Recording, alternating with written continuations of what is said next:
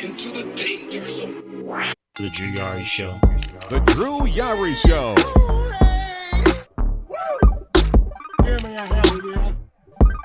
Hell yeah. Stupid idiot. Drew Yari.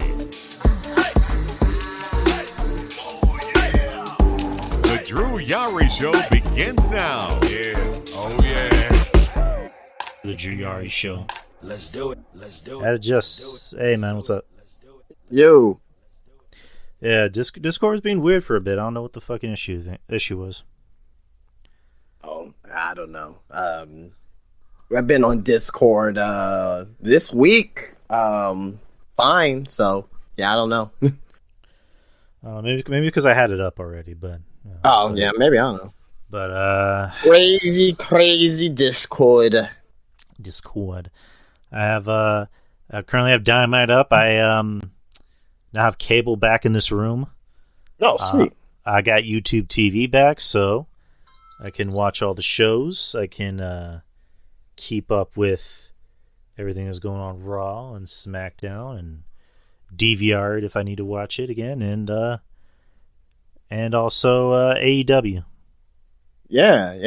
It's been a good show so far. I mean, it's in San Antonio. I mean, it has to be a great show, right? You know what I mean? But it's been pretty good. Pretty good. Better than last week's. I'm enjoying this show more than I did last week's for sure. Yeah, I forgot it was in San Antonio tonight. That's I know a friend of mine's there. We went. There's a lot of people I know there. Yeah, I know. Yeah, we went earlier in the year in March, and it was at Freeman Coliseum. Are they in Freeman Coliseum this year? Freeman, yeah. They're it's AEW's like I saw AT&T. Oh no, they're not. But it was okay. It's just where we were sitting at. It was just awkward because I don't know if I told you, but like when we got the ticket, when my friend got the tickets, it said like. It says something like, warning, obstructed viewing, and now there's an echo for some fucking reason. It said, obstructed viewing, and I didn't know what that meant. And we were sitting like, a little low, like I guess closer to the floor. And it's Freeman Coliseum, so it's a small arena. So I don't even if you want to call it an arena, but like, it's technically an arena, yeah. Yeah, and like you can sit in nosebleeds and you can still see the whole show because we went to Takeover whenever the Rumble was here in 2017. We went to Takeover the night before the Rumble, and we were sitting like pretty much what the definition of like nosebleeds is, and we were able to see the whole show just fine. And they make it look bigger on TV than it actually is. Like it's not big at all. Like you can walk around the whole thing in like less than 5 minutes, But yeah, like that's pretty much Freeman Coliseum in a nutshell. But where we were sitting, like closer to the floor, like people kept fucking getting up and walking through everything, and we couldn't see shit.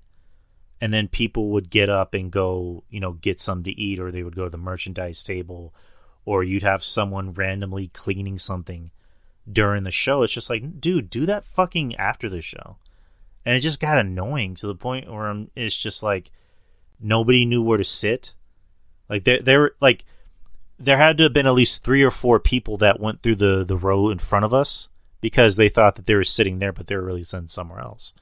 And like it was literally like guarding traffic, or not guarding traffic. What do you call it? Help me out here. what do you call it? I don't know where you're going with this. But if someone can help me out, that'll be splendid. But guarding, not guarding traffic, but traffic control. I'll just call it that. Oh, traffic control. Okay, gotcha. Okay. But like they had this one woman in charge of our area, and she had no idea what the fuck she was doing. And they brought in another woman who seemed like she was, there for a while, and she was taking care of everything. Mm-hmm. So overall, it was just, I didn't hate being there. It's just one of those things of just like, I don't need to go there, and I don't need to go to another AEW show. And like, I remember our friend, whose name happens to be Peter, he, friend of mine, friend of the show, he had asked, my fiance, do you guys want to go to AEW? I got tickets. I'm like, no, I am not going to that shit again. So he's there, and if you're listening, I hope you're having fun, Peter. But so I currently have AEW on right now. It's Moxley versus one of the Martins. Dwayne Martin. Dwayne Martin, there you go. And I like the beginning of AEW. Like, I came in when what's his name, Ricky Starks and Jericho were having the promo, and Ricky Starks was just like trashing him and saying, you look like a stepdad going through his fourth divorce, and the J and JAS should just be jobbers. And I just thought that was great. Ricky Starks is great, and Arlo for Ricky Starks is just like, keep this momentum. You know what I mean? Like, have him win, have him keep winning big matches, and you have him against Jericho, and it's just like, oh boy, like it can either go one way or the other, and hopefully Jericho is smart enough to realize, I'm gonna put this guy over because he's over and he needs the rub. Like, I don't need this rub. So let me ask the question, because he did put over Action Andretti last week, right? Question, and I was thinking about this right now. Does Jericho have to put over Ricky Starks in order for Ricky Starks to become a star? Or, he's a star already, but like, in order for him to be better off, like, does he have to put him over? Yes. Okay. Because I was thinking. No, I don't mean to cut you off, but like, what does Jericho gain from beating Starks? Because at the end of the day, whatever you want to say about Jericho currently, he's still a star. He's still viewed as a star. The guy's a former world champion. He wrestled for WWE, the biggest wrestling company in the entire world. And it's just, what's it going to mean to him that he beat Ricky Starks? This is going to mean... I agree 100%. I'm just thinking of like, okay, Jericho just got out of a match with a nobody, lost to a nobody. Like, Jericho, he's untouchable, right? Like, you can lose like a million times, right? But like, for the sense of kayfabe, what would that do to his character if he loses to not obviously Ricky Starks not unknown, he's definitely not that, but what would that do to his character if he loses, right? Like, is it gonna be one of those instances where he just starts to go crazy? Is it one of those instances where his group starts to doubt him, right? You know what I mean? Like, what would that do? You know what I mean? Like, sometimes it's okay to lose and still, get put over in the process per se, right? I'm wondering if that's something that can happen with Ricky Starks. Again, I think he should beat Jericho, right? If this feud is going to actually happen, I think he should beat Jericho.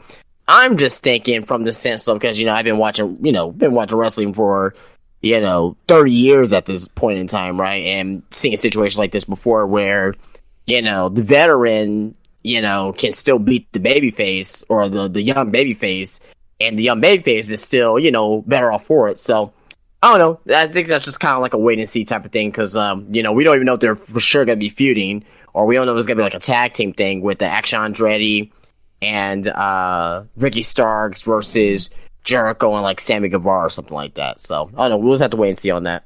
Well, I mean, I'm looking at this from Ricky Starks's, stock is just like, this guy has, white hot, heat in a good way.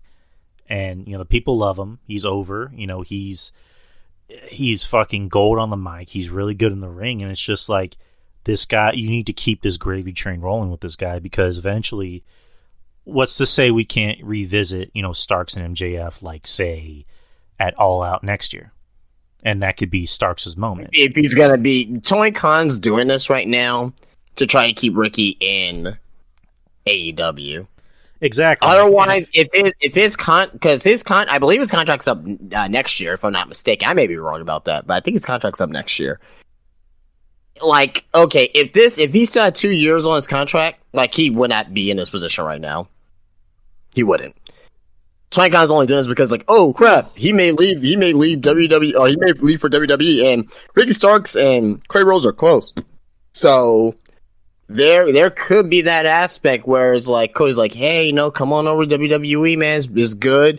I'll take good care of you. You know what I mean? Like, and obviously Cody, he obviously has pull because, he's the first guy from AEW to come on over, and he's a former WWE guy. He has great relationships with senior leadership there. So, you know what I mean? I can definitely see Ricky leaving AEW to go to WWE. But as of right now, I think Tony Khan's really just trying to say, like, hey, you know what? We're gonna use you because Ricky Starks hasn't won a real singles title. Yeah, okay, the FTW title. Who cares about that? But like, he hasn't won a singles title yet, right? He hasn't won a tag team title yet, right? Like, do you trust Tony Khan to put him in a position where he's gonna win a title in 2023? It can happen. TNT, maybe the All Atlantic, right?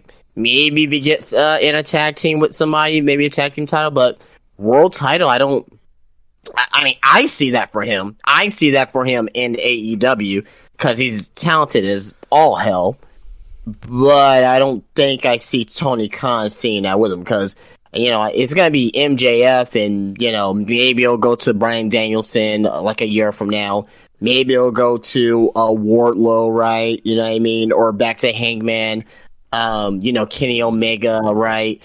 Like, right, and whoever else, right? But I just don't see at this particular point in time that Tony Khan's like, you know what? Hey, he's gonna be a future world champion, and I see that in 2023, 2024, 2025 for Ricky Starks. I don't see that as of right now with Ricky Starks. By the way, that he's being booked on AEW television.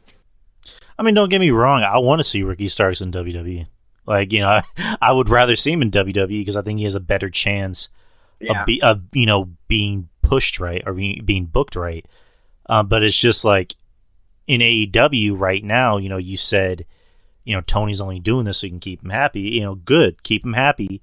And if you really want him to stay, it's just book him right. Not so much put the title on him, just book him right. Make him look like a star because, AEW is just weird because there's people on the show we like and we barely see them.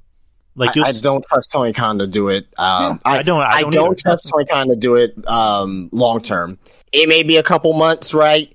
Then it's like something happens and like he's gonna be pushed down the card, and I don't trust it long term. I don't either. But like I said, there's just people on the show I'd rather see in WWE, and I mean that could be something we'll see maybe sometime next year or in a few years, so we'll have to wait and see on that. Wait and see.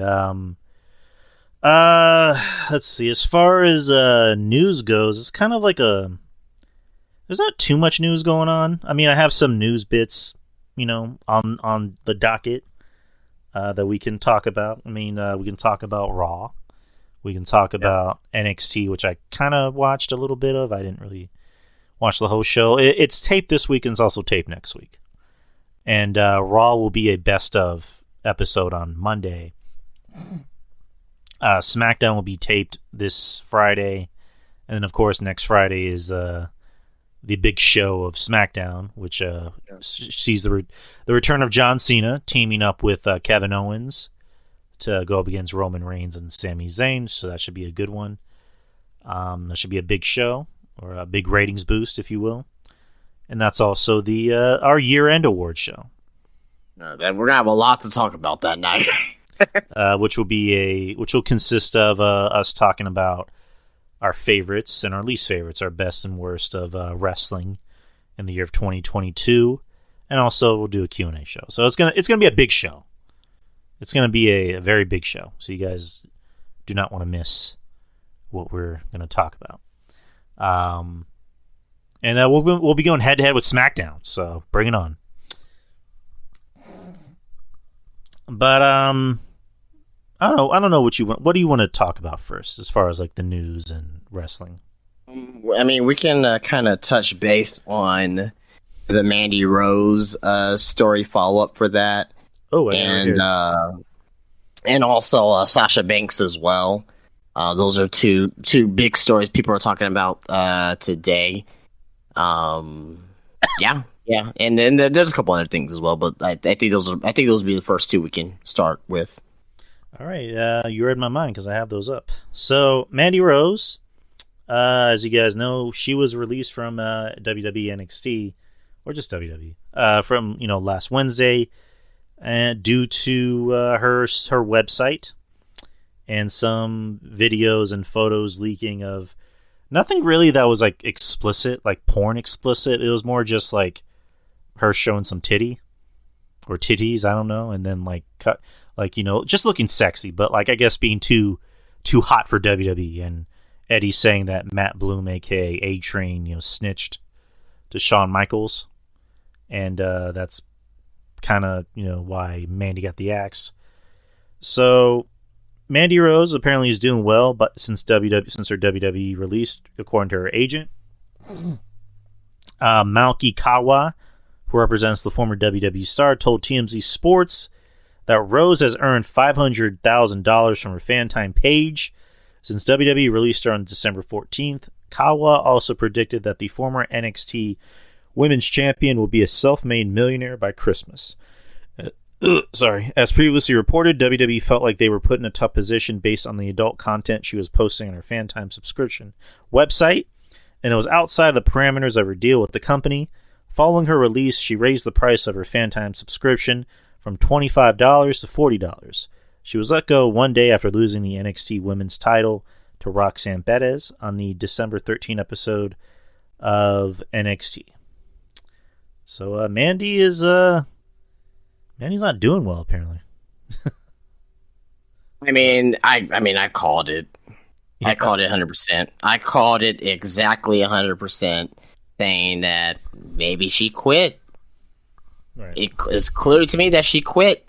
Maybe she was making more money, I said, with the fan time page. Look at this. She's going to be a millionaire by the end of the year with that there. So, good for her. Happy for her. You know what I mean? If this is something that she wants to do, great. You know what I mean? It takes a lot of guts and balls to have a OnlyFans or fan time or whatever subscription service page. I mean, it's new now, right? Like if this was like 10, 15 years ago, a lot of people would just like boo-hoo it and just be like, hey, that's disgusting. Why would you do that? You're a whore. Blah blah blah blah blah. Whore. Yeah. Nowadays, it's kind of seeing of you showing your independence. So good for her.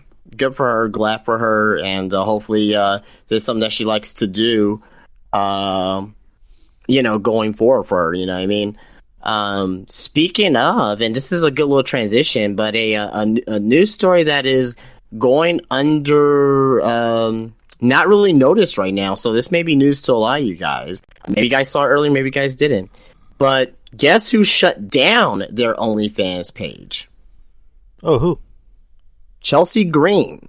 So she shut down her OnlyFans page. With what that screams to me is that she's returning to WWE imminently. So I will personally like to see her as the new face of Toxic Attraction. I think that'll be a great spot for her. That'll be interesting. Putting her as the head of Toxic Attraction, right? And maybe she'll be down in NXT just for a little bit because we know that she's great. But what this will do, though, is I will probably leave. If this is what I would do with Chelsea. Put her on NXT, leave her down there for about 6 months, right? Have her come up, and let's just say she comes in January. Let's just throw a random month out there. Let's say she comes in next month in January. I'll leave her down there till the summer in July. Her Gigi and JC Jane. Have them, maybe have, she doesn't have to win the NXT Women's Championship if she's above that, but maybe feud with Roxanne, then eventually have all three of them come up before SummerSlam, and so that way they'll, she'll be on screen, right? It's not gonna be one of those shock debuts or returns like what happened on Monday. I know we're gonna talk about that a little bit later. And that'll be a good position for her, I think. So yeah, no, she shuts down her OnlyFans page, and that screams to me a WWE return imminently. I mean, there was already talks about her coming back anyways. Right. But I was just gonna say, like, I think the Mandy Rose thing was kind of like her way of going, oh shit, I better get rid of this because it doesn't seem like they're okay with this anymore. Well, yeah, it could be that, but also as well, WWE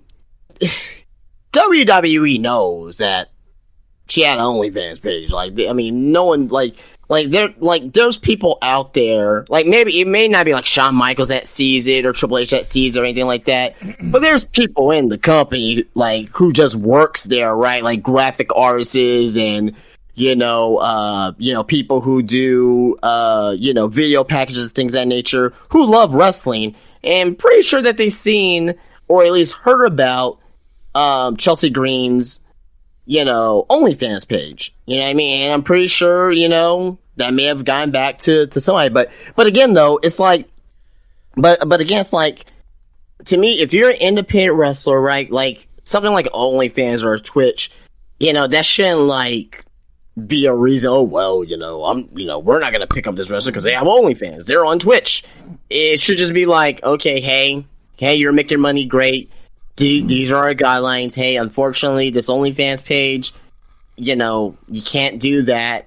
But here are your options, right? You know what I mean? Maybe, again, because WWE knew about Chelsea, I would say not Chelsea Green, but Mandy's fan time page. But it only became a problem, as I said last week, it only became a problem once they found out about the more racier photos. Actually, I think that came from either Meltzer or Alvarez. But I totally think that with the Chelsea Green, shutting down her OnlyFans, wow, OnlyFans page. I mean, that's telling, very telling. Going back to Chelsea, I mean, not Chelsea, Mandy. I mean, we both agreed last week on the show that this sounds like it could have been mutual, or it's a combination of it was mutual and it was just Mandy saying, you know what, I'm good. Like, because I also think with Mandy, Mandy didn't grow up loving wrestling. She went into it because she thought it looked cool, which again, nothing wrong with that, because, a lot of people in this business, made a lot of money off of wrestling because they looked at it as a business and not, quote unquote, their art. So I think for someone like Mandy, I think it was just perfect timing for her to realize, you know what, I'm making good money. I save my money. I have a brand, because her and Sonya, they still have that, that like donut business. So, and I'm pretty sure she has other ventures. Maybe she wants to go to Hollywood. I don't know. But I think it was, for her, it was just like, it was perfect timing. Like, you know what? I'm good. Like, no hard feelings. Maybe I can come back. Maybe she could come back. Maybe she come back, maybe after Mania. I don't know. But, for Mandy, I think she's going to do fine. But also, I think at the same time, I think Booker T, I'm just, paraphrasing it, said like, eventually, all the money you're making on, fan time could eventually dry up. So, you never know, she could come back. Maybe, it's like I know it's two different people, but it's like CM Punk. CM Punk, was gone from wrestling for so long, and, wrote comic books for Marvel and did, like B movies and did stuff for the UFC, but, how much money was he making from that? So, he said he came back because he wanted to do it for the fans, but, let's just be real, it was for the money.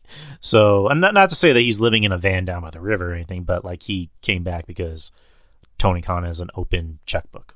So, for someone like Mandy, again, we don't know what her other ventures could be. I mean, she's making a lot of money on this fan time thing, and, she's doing the donut business with Sonya, and again, maybe she has other businesses outside of wrestling. Maybe, I don't know, like real estate, for example. I'm just throwing it out there. Or eventually she might want to go to Hollywood and try something else. So, but, I can see her coming back pretty soon. Maybe after Mania.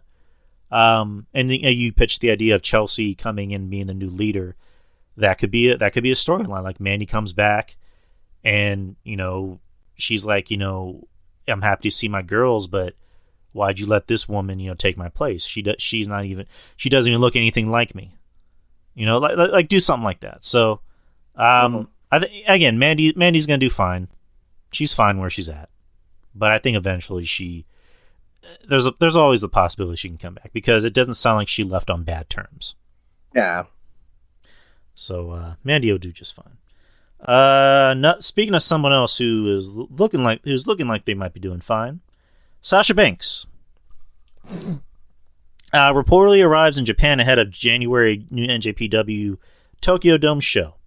I found this on WrestlingPurist.com. This is an article.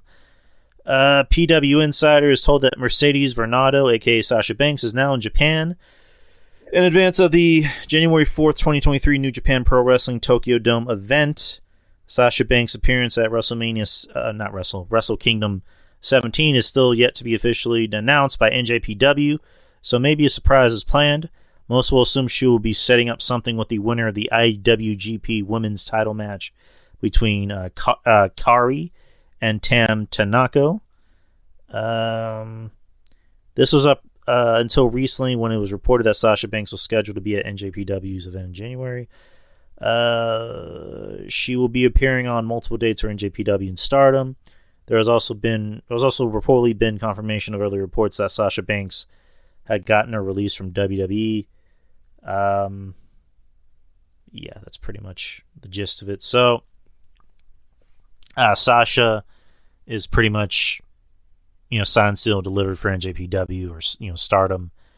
We talked about this a while ago on a show where it's possible that, Sasha maybe did talk to Triple H and Stephanie and said, listen, I want to branch out. I want to do other things. I don't just want to be I think it was a thing of she wanted to come back, but it was also a thing of maybe she was like, I want to go out and improve, because this reminds me of a story that Scott Hall told when he was had one foot out the door at WWF, and he was telling Vince about getting paid more, and then he asked Vince, well, how's about I go out to Japan and go out there and work a couple of dates and get better in the ring, because Bob Backlund did it supposedly back in the day, and Vince was like, well, that sounds good, but I'll need you back here. So I think for Sasha, this sounds like something she's always wanted to do, and now she finally had the opportunity. So I think her going to Japan can be a good thing for her to learn more about the wrestling business, because I don't know much about her indie work. I just know about her WWE work. So this could be good for her, because she could come back to WWE in like a year and a half or 2 years and be a completely new wrestler, a better wrestler. So I'm fine with it. I think more wrestlers should do it. I think WWE, especially with this new regime, should allow more of their wrestlers to do it.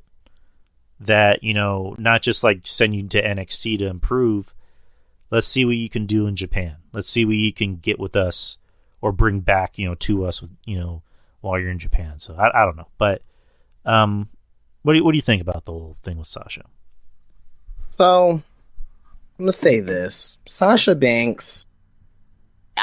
Where she does, I'm happy for her. Really am, because I'm a fan of her, and I respect her decision on what she wants to do, and she wants to do what makes her happy, right? Love Sasha Banks, love Mercedes. But if she were to come back to WWE, to WWE's eyes, not saying for me, to WWE's eyes, where would she rank? She's not above Bianca. According to WWE, not above Ronda Rousey, right? Not above Becky Lynch. Not above Bayley. Not above Charlotte Flair. Those 5 right there for sure.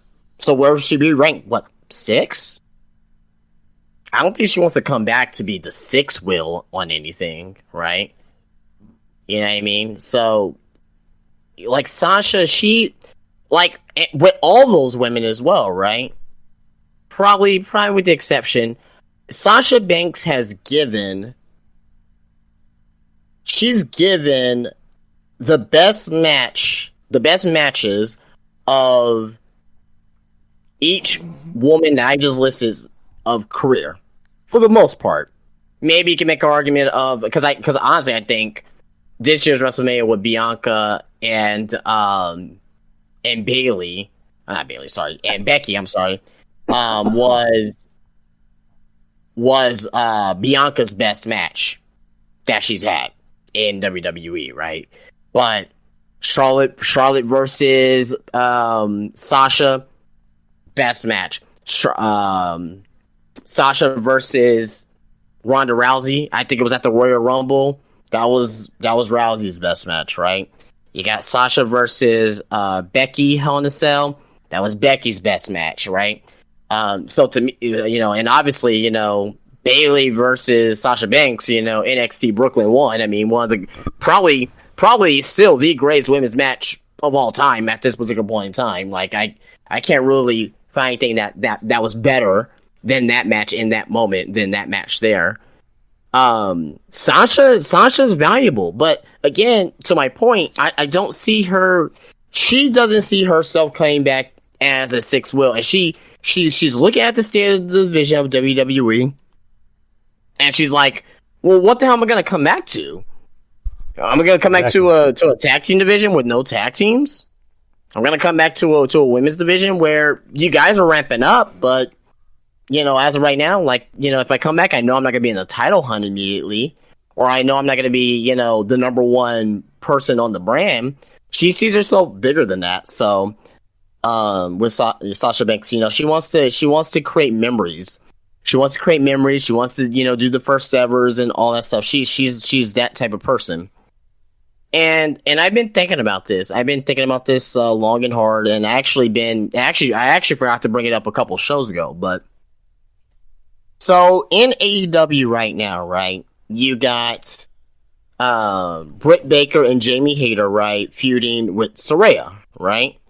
And I don't know if you know about the storyline, but on January the 11th, AEW is going to be in Los Angeles, right?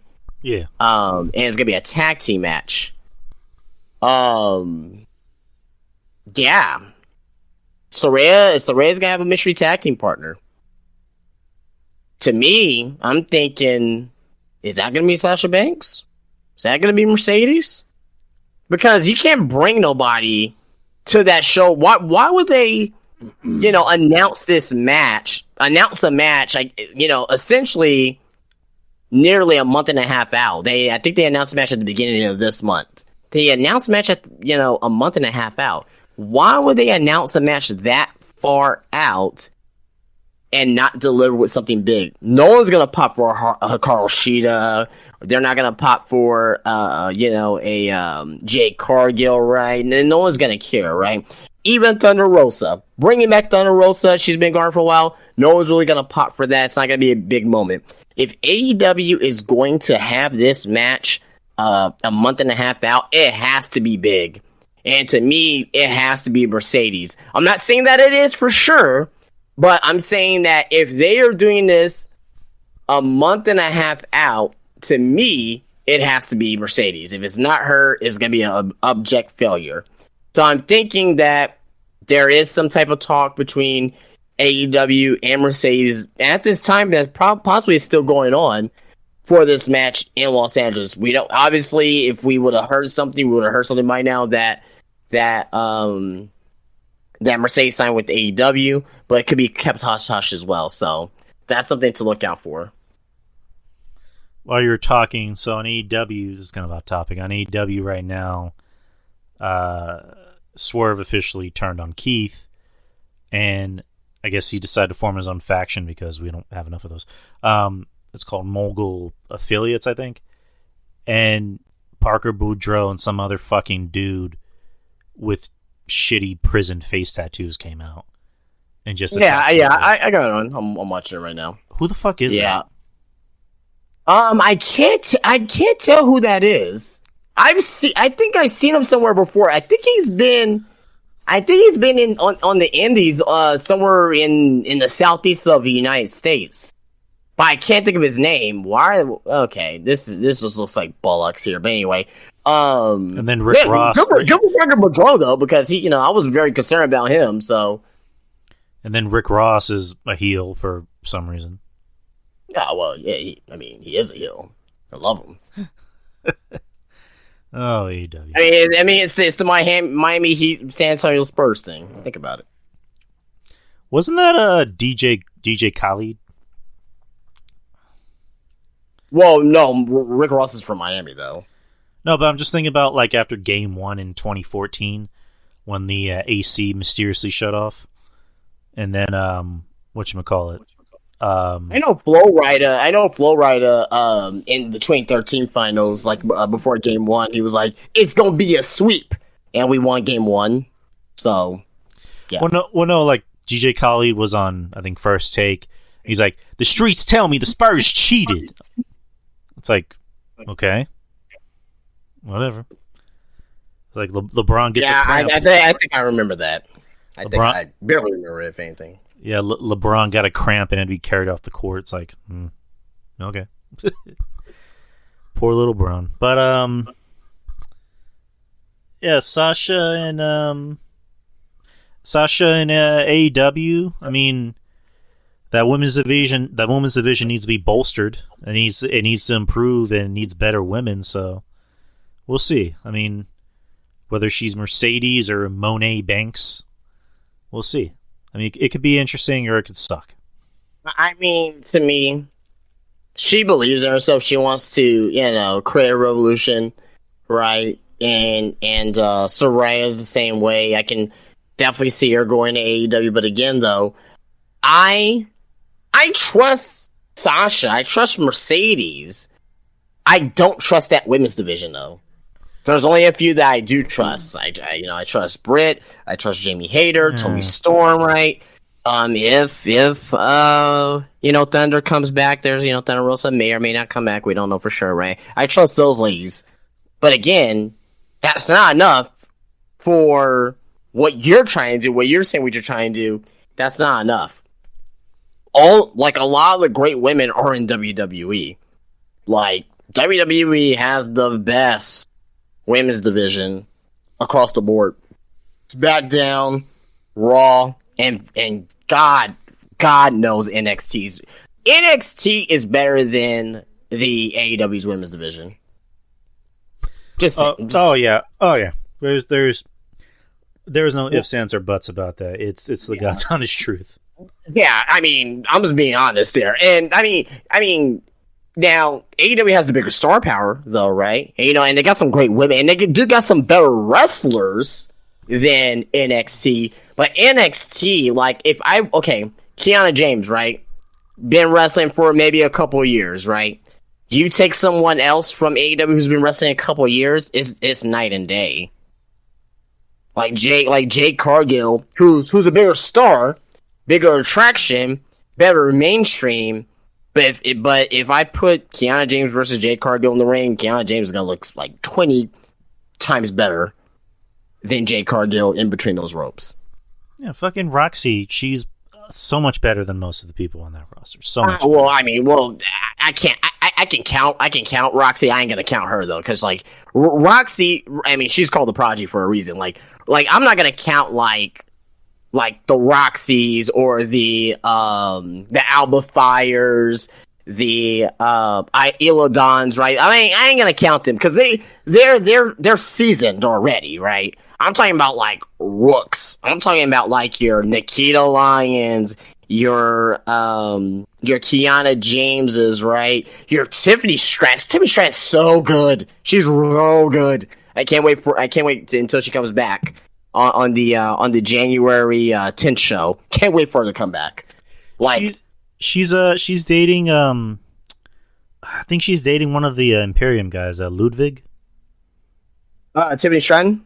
Yeah, apparently there was a picture of them together, with their arms around each other. So I'm like, that's an interesting couple. Surprised, man. I need to get down to the PC, man. I need to get down to the PC because it is just hoariness abound, man. I could just look at somebody and hey, let's date. Well, okay. Me and G Abrano I need to make it happen with her. I gotta find a way. Getting down there. What about you? Anyway. What about you, Ruben? Do you think you should head over to the PC? Oh yeah, definitely. I think I should go down to Florida, have a visit. Go see Nikita Lyons, see if you can entice her. Oh yeah, that's a lot of women right there.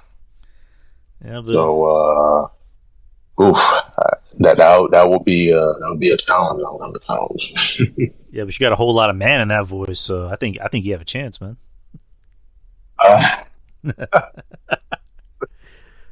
All you gotta say is, Nikita, I'm here. That's it. Oh, without a doubt, yeah. Got her. How's everyone doing tonight, by the way? We're doing great, man. How you been? It's been a minute. Oh boy, the usual. I'm working. Then 2 weeks back, dealt with COVID. I'm good now. It just sucks when I get very sick. It triggers my asthma, so I was dealing with that. I'm good now, and I'm on my actual vacation. From work, so I'm just able to rest. Oh yeah, I forgot you're off this week. So you're not at work. You're actually at home. I'm at home, yeah. Oh, sweet. Sweet. So I guess we don't. I'm fumbling my words. So what's your whole opinion about, I guess, the topics we talked about, earlier in the night, like with Mandy Rose. Apparently, she's gonna be a multimillionaire before Christmas. Like she's not living under a bridge or anything like that. She's actually making money, like more money than she did with WWE. So what do you think about that? Oh, like I said in the chat, like she is smart. I respect her just for the fact that she realized, wait a minute, I got my beauty. Like it ain't gonna last forever, but while I have it, I need to take advantage of it. And then you look at the aspect of, well, taking spicy, making spicy content, photos, videos, what have you. And I can make more money doing that than wrestling and landing on my neck. I'd rather take the spicy photos and videos like any day. And I respect her for that. So, the whole thing with her and the contract, just, her breaking the rules of the contract, like, and at the end of the day, she made the choice and she figured, listen, making more money doing this than wrestling. I figure she's a smart person. She's not dumb. She's not a fool. So she just quit. It's like, hey, I'm good. I'm thankful. I'm grateful for the opportunity, but I think she come back. Well, after all said and done, I think she'll come back. Once the heat. I think it'll probably maybe be about at least a year. I think coming back. I don't see her coming back in 2023. Maybe at least a year. We'll see. Yeah, absolutely. I think give it a year max, she'll be back. And yeah, it was kind of funny seeing people on Twitter and Twitter, but just on social media in general, but mostly on Twitter, just seeing people complain and rage about Mandy Rose and WWE fired her, and then we found out once more time passed. And we got the full context, the full details of the matter, and we found out, Mandy Rose made a decision. She quit. Yeah, and WWE knew about the spicy content, but once she, of course, the stuff got leaked, and that sucks. And of course, people were like making Mandy Rose out to be like the greatest wrestler ever, and that was hilarious. It was like. For all these people complaining about Mandy Rose, they didn't like her. A lot of fans didn't like her now because WWE did people claim WWE fired her and all that. They now all of a sudden, we got something to bash WWE for. And in the past, definitely we could bash them for what they've done, but don't use Mandy Rose as a way to virtue signal. Like, wait until all the facts come out. That we knew, now that we know, all the facts, it's like, okay, we got that context now, so it wasn't WWE that did it. She's a grown up, she's a grown adult, she's a big girl, so she left her own, and now she's making more money, so she's fine. People were like, "Oh my god, WWE is so cool, they're mean." She'll be all right. She'll be fine. Yeah, she's gonna do fine where she's at, because like I mentioned, she has her own brand. I mean, she's doing the fan time shit, and she's doing the thing with Sonya where they have their own donuts, and I'm pretty sure she's gonna want to do other things. Maybe she wants to act. Maybe she wants to do stunt work. I mean, she can do stunt work. That'd be pretty cool. Or I don't know. Maybe she wants to do real estate. I mean, I'm just throwing out options. So I think she'll do fine, but it wouldn't surprise me if she came back, because she didn't. I don't think she left. I don't think it doesn't sound like she left on bad terms. Yeah. So we'll see. Speaking of bad terms, well, I mean that's kind of a bad segue, but Lacey Evans. Lacey is under fire and trending on Twitter after sharing a conspiracy video, or conspiracy theory video about autism and ADD. The wrestler shared a clip of a conspiracy theory from criticalhealthnews.com on her Instagram stories featuring two men casting doubt on autism and ADD diagnosis numbers. They claim that developmental disabilities didn't exist before. Evans was called out for sharing this, so she took to Twitter and doubled down on what she had shared before deleting it. She wrote, "I watched a video on the impact of processed food is having on our children, and I shared the video. Y'all are insane." Another tweet, "Side note, like everything else in life, the headline is misleading. Watch the video. He literally says there has been a huge difference in health since eating processed foods." And then just people shitting on Lacey Evans, deservedly so. So I don't know if you guys saw the video. I mean, I saw a little bit of the video. I mean, I have a feeling Ruben might know more about this than me, but I don't want to make this too political, because this is not a political show, and politics are a no thing here. But and that's annoying. Politics are very annoying. Right, and it's just not trying to put words in Ruben's mouth, but Ruben is much more well versed in the real world than me. Like, he's more. I mean, on his podcast, Ruben Prime Podcast, which you can listen anywhere where podcasts are put out. You're welcome, man. He talks about pop culture and what's going on in the real world, so he's a lot more well versed than I am. I'll get. I'm just a big silly man talking about wrestling. And listen. There's nothing wrong. There's nothing wrong with talking about wrestling. And can I say this? Like, there's nothing wrong with escapism. There's nothing wrong with escapism, because the real world is very dark. It's like every day we take, like, as soon as we wake up, we gotta deal with the real world. We gotta go out there and work. We gotta go out there and do all the bullshit. And it's like a black pill, as people coin it, when you gotta deal with reality. And I understand, like, we watch wrestling, watch movies, play video games, all these things as a form of escapism, and it's fine. So I don't begrudge people. Oh no!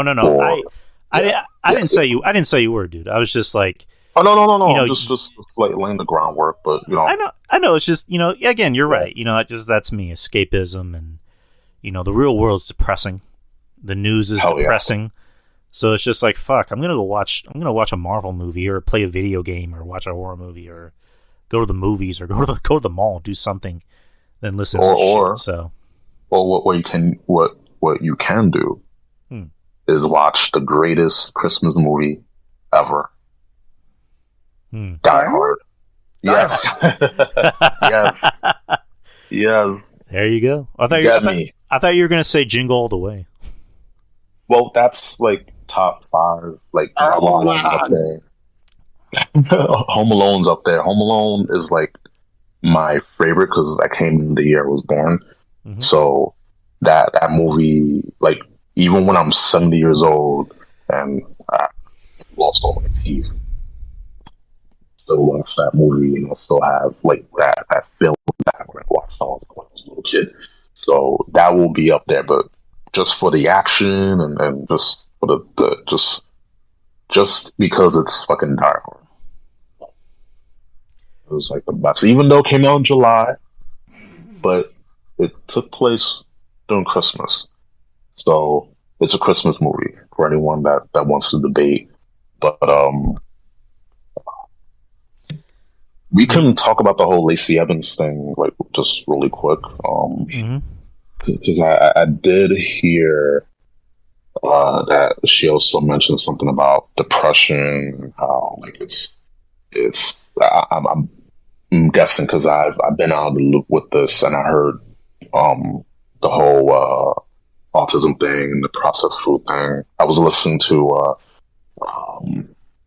Mish and Cliff Castle earlier while I was doing some health work, and yeah, like I was like, whoa, like that's why Lacey Evans was trending on Twitter. I was like, okay, that makes sense. And oh Jesus, my whole thing is with when it comes to just especially people in the wrestling, certain people in the wrestling industry, they tend to forget where they've come from. And it's okay to have an opinion. It's okay to have a right opinion, bad opinion. Opinions are like, buttholes. We all have them. And sometimes they're smelly. They're disgusting. But I think at the end of the day, we have to understand that people are going to have their opinions. And if we go about being really just offended by it 100%, then we'll never learn, because all we're doing is reacting rather than being proactive to certain things. And I'm just tired of wrestlers as well when they, mind you, this girl was poor. She grew up poor. She went to the military, and now that she's a WWE star, and all of a sudden now it's like, oh, like suddenly I forgot that I grew up poor and we didn't have that much options, and to have healthy food, it wasn't a luxury. Now that's kind of the thing. Now she has that access. Not everyone has that access, but I do think that when it boils down to it, we tend to be a bit hypocritical. Like, we're all hypocritical. It's just that people try to hide it, and they fell because Lacey Evans tried to double back. And the only thing I'll mention with the whole processed food thing, if you read what's in the back of a lot of foods, and I've been doing this, I've been doing it all year because I've been on a weight loss journey, it is incredible to see the amount of additives and carcinogens in food that we don't even notice, and they have just negative health effects all around. Right. And that also, I'm not going to say it's like super difficult to eat healthy, but it's much harder because even the healthy stuff, I work in a grocery delivery service, and we got organic, right? Fresh organic. Not really. It's just they just slap the label on it. The only way you can get fresh organic stuff if you go to a farm. That's like one of the few ways, or farmers market, because everything, like almost everything, is processed. Almost everything has some sort of preservative to keep it fresh, quote unquote, fresh longer. So there's some weight to what she's saying, but of course, when not a lot of research and just backing up of what was said in the video, it's just hard to take people seriously. But I don't know. I just hope Lacey does her research and just keeps until she finds out in full. Don't post to social media with the backing and the information.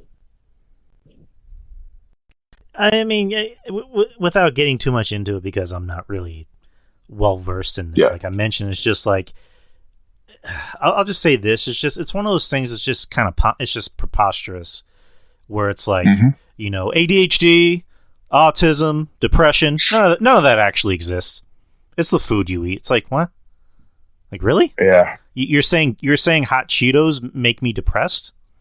It's like I don't know. It's just again, it's just one of those things of just it's just a little far fetched when I think about it. But Justin, what do you think about this whole situation? I have no comment. I just know that LACEY. I mean, I'll be honest. Like, it's one of the rare cases where I really have no comment. I mean, LACEY Evans is an idiot. That's about it. I mean, right. And a terrible wrestler too. I'm sorry. Like in the beginning, I was a fan of hers because I was like, okay, she's like that blonde show, but it's just she's been just used horribly, been repackaged so many times. Her booking's been inconsistent. Just no. I when I see her now, I was like, please respectfully get off my TV.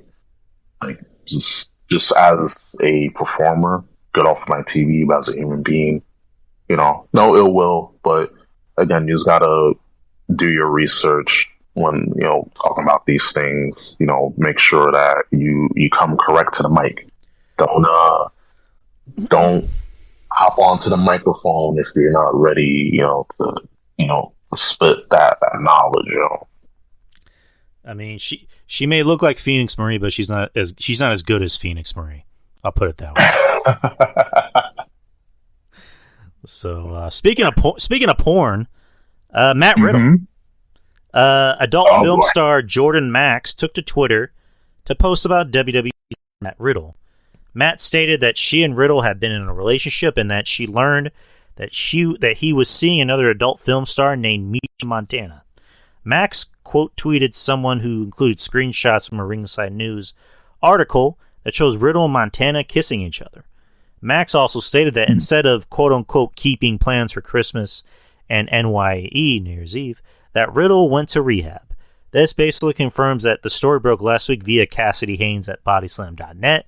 There has been no statement from Riddle or WWE on his status, but he has been written off TV He's been written off TV to explain his absence.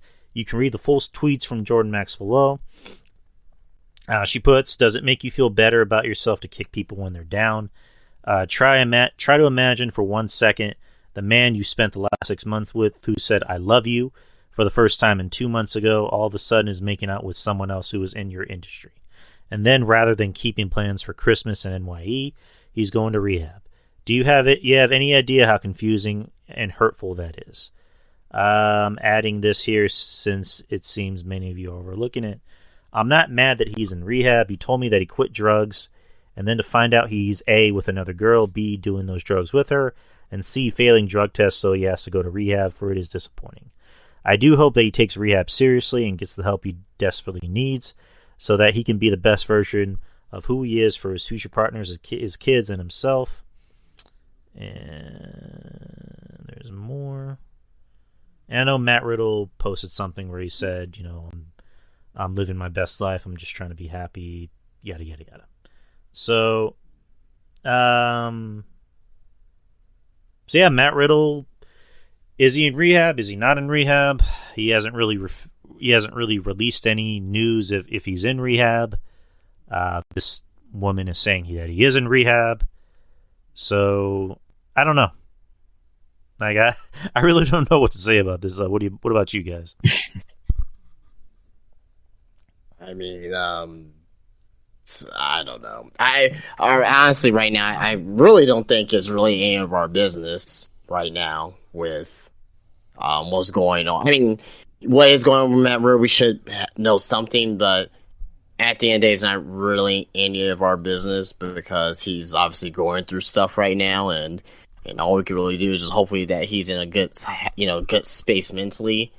And yeah, I mean, I don't really have much to comment on this one here, man. But I just hope that he's okay. Hope that he's okay. Hope he's all right. And I hope that he finds his peace. But as far as the woman is concerned, it's kind of like, okay, let's just believe all women, right? Like, let's just believe what all women say, and it's kind of how should I say, prove it. Well, you're guilty until you're proven innocent, right? Or wherever the phrase is, right? It's like guilty until proven innocent. But it's kind of like okay, remember what happened with Enzo Amore, right? Yeah. Saying, that one woman, stated that, that Enzo was doing some sexual acts with her, and and basically he got fired from WWE because of that, right? It ended up being a false story. So it's like, okay, well, should we just go ahead and just believe all women at all times?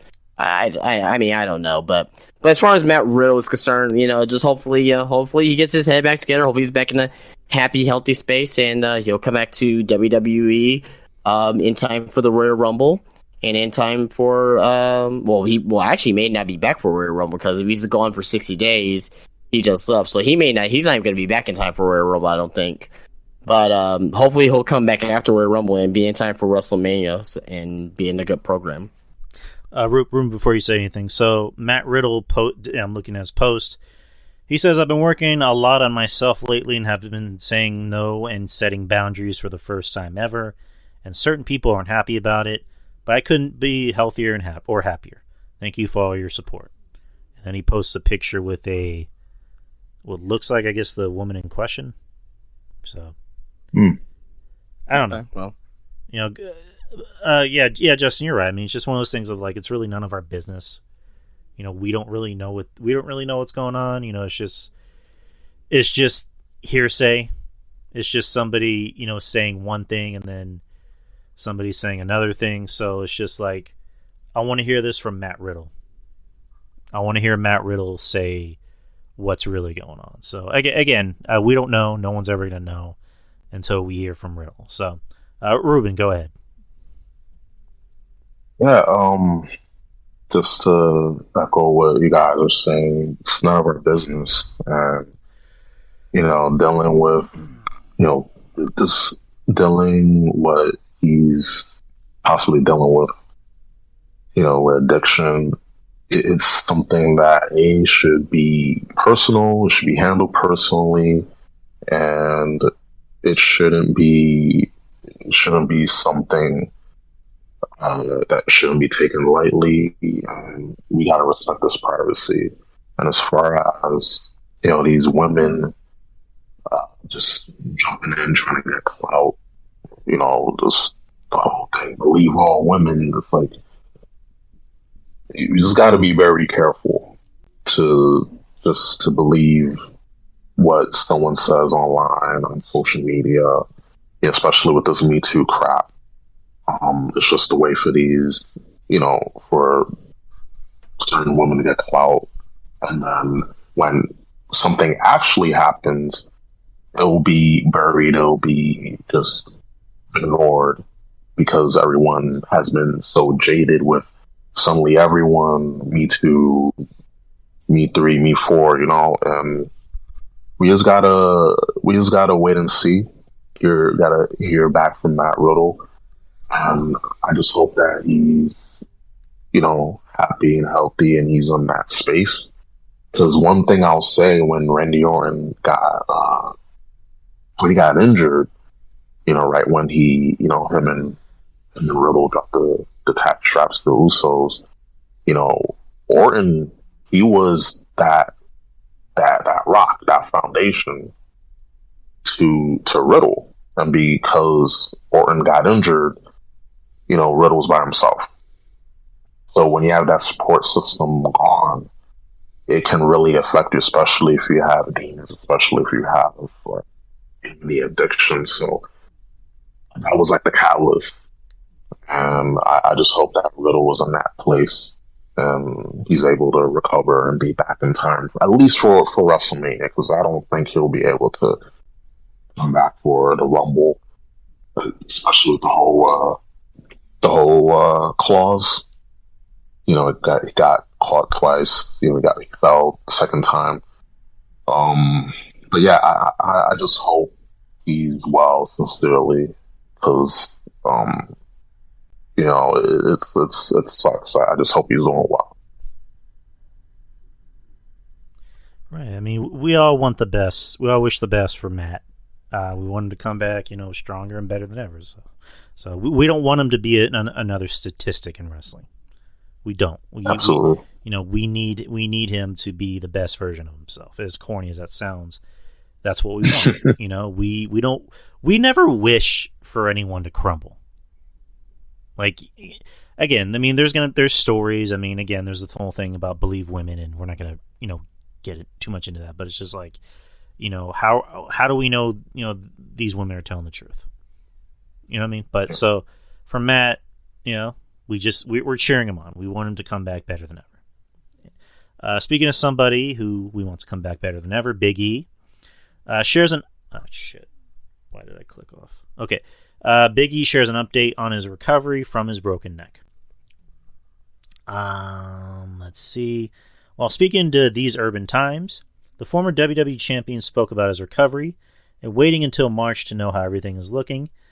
And here's what he said: I have to get more scans at the 1 year mark in March, and we'll see how everything is looking. We'll see from there. My C1 is broken in 2 spots, so we obviously have to be very smart about that. I was very fortunate. I want to make sure I'm making the best decision for myself.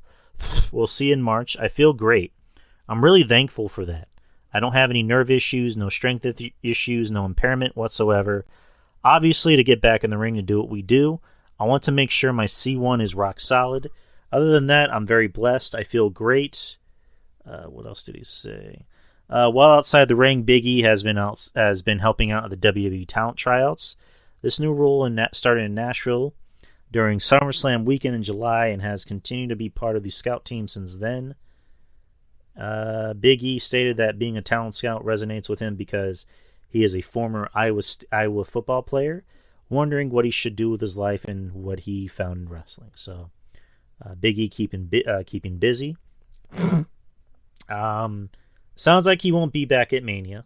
Or, no. Sounds like he won't be back at the Rumble. He might even be back maybe at Mania or the day after Mania. I think the day after Mania. So, but it's good. Big E sounds like he's getting better. He just wants to make sure, what did he say? His C1 is 100%. I mean, I'm not a doctor. So, I imagine, you know, as an athlete, you know, your C1 sounds important. So, good for Big E that the process is going great. So, what do you guys think? Yeah, it sounds like he's, you know, optimistic about possibly coming back. Honestly, I don't want to see him come back until maybe. Definitely, I would say probably around this time next year. He needs to take it slow. He doesn't want to rush it or anything like that. You know, so I think that he needs to obviously get back in ring shape and, you know, do a little bit of test matches or to do a little bit of private matches, taking bumps again and seeing how he's comfortable and all that as well. But glad to hear that he's optimistic, though. Happy for him. Yeah. Ruben, what do you think? Oh, it's great news. I'm happy to hear Biggie. He's, you know, the spirits are still a very positive person, and he has one strong neck because most people have been paralyzed, it would have been over for them. But I'm glad that you know, as he said, every time I think of Big E, I go back to that segment from that podcast, the podcast that they had. He was talking about, you know, big beanie men slapping meat, you know, bumping meat. You can have your 30-minute classics and your work week. Bump that. Not me. Not me. I want Goldberg.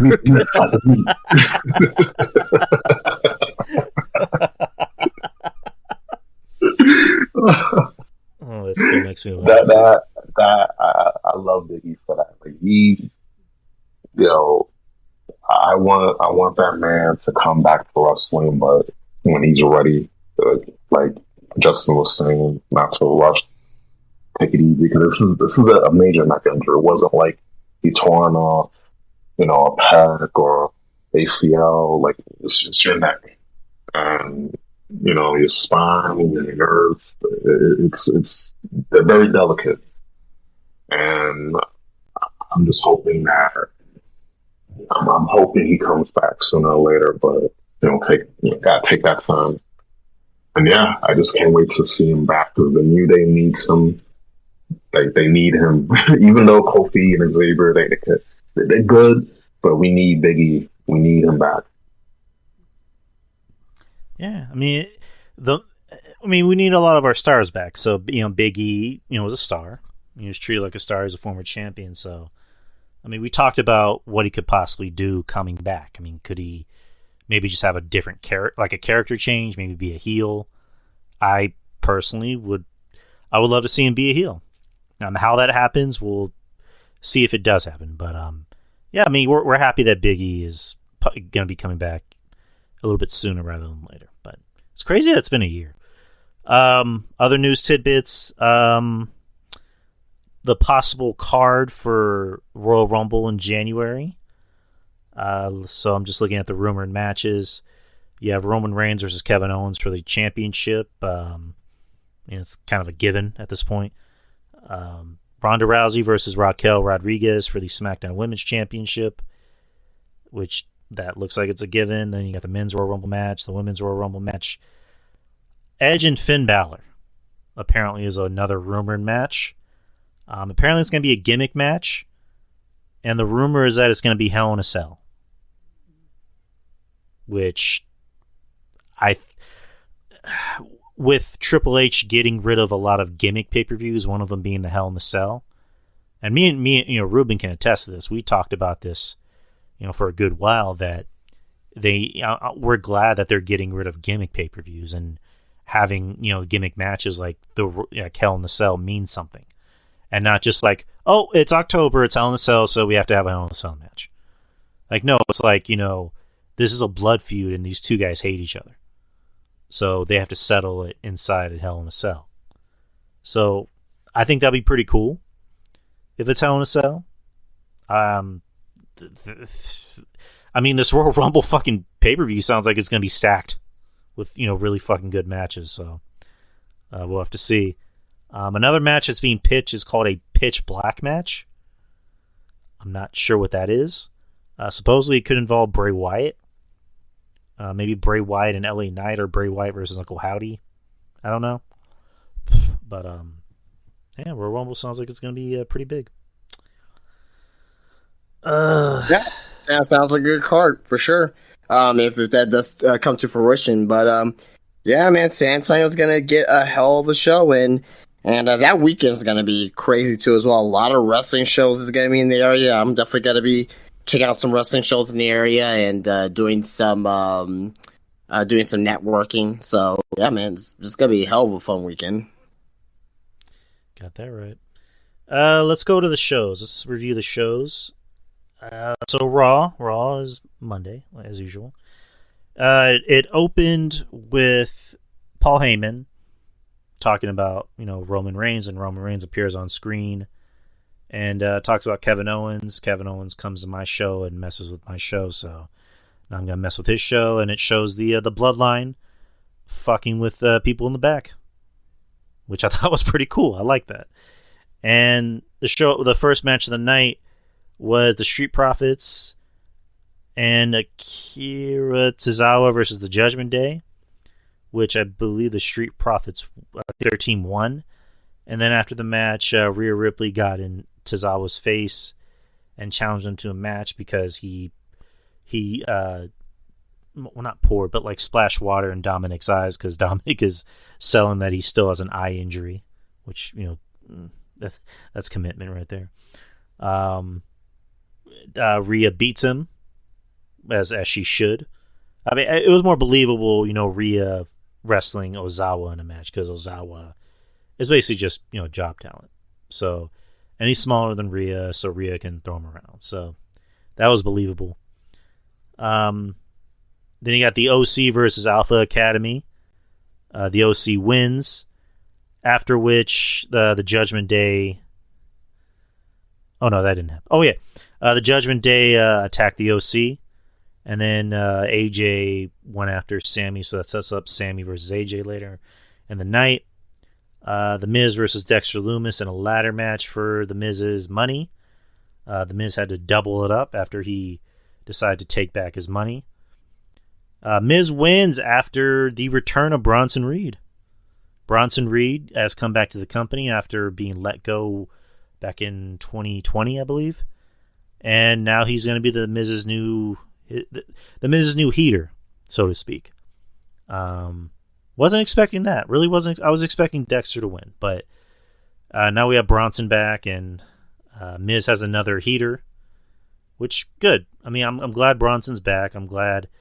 There's people complaining, saying, you know, oh, why are you putting him with the Miz? It's just like, well, if he's with the Miz, you know he's going to be on TV every week, and he's going to be doing something. Like, if the Miz doesn't want to deal with a problem, he'll send Bronson to deal with it. So, I'm happy for Bronson. So, what do you think about the return of Bronson? Again, I'm gonna explain this how I explained this on many shows before. Love the return. He was a priority for Triple H, obviously, to get him back. You could just see how he was booked on NXT and how his presentation was. However, again, the crowd in Iowa, who was pathetic, by the way. Like, WWE goes to these places like you know, Crapaton, Iowa, and these fans, they don't react to anything. It's like we might as well go back to a pandemic without fans if they're gonna be acting like this.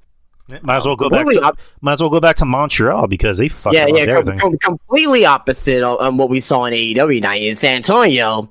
We know how we love our wrestling here. I don't know about these people in Iowa. It seems like they were like, you know, like they were tortured or something to go to that show.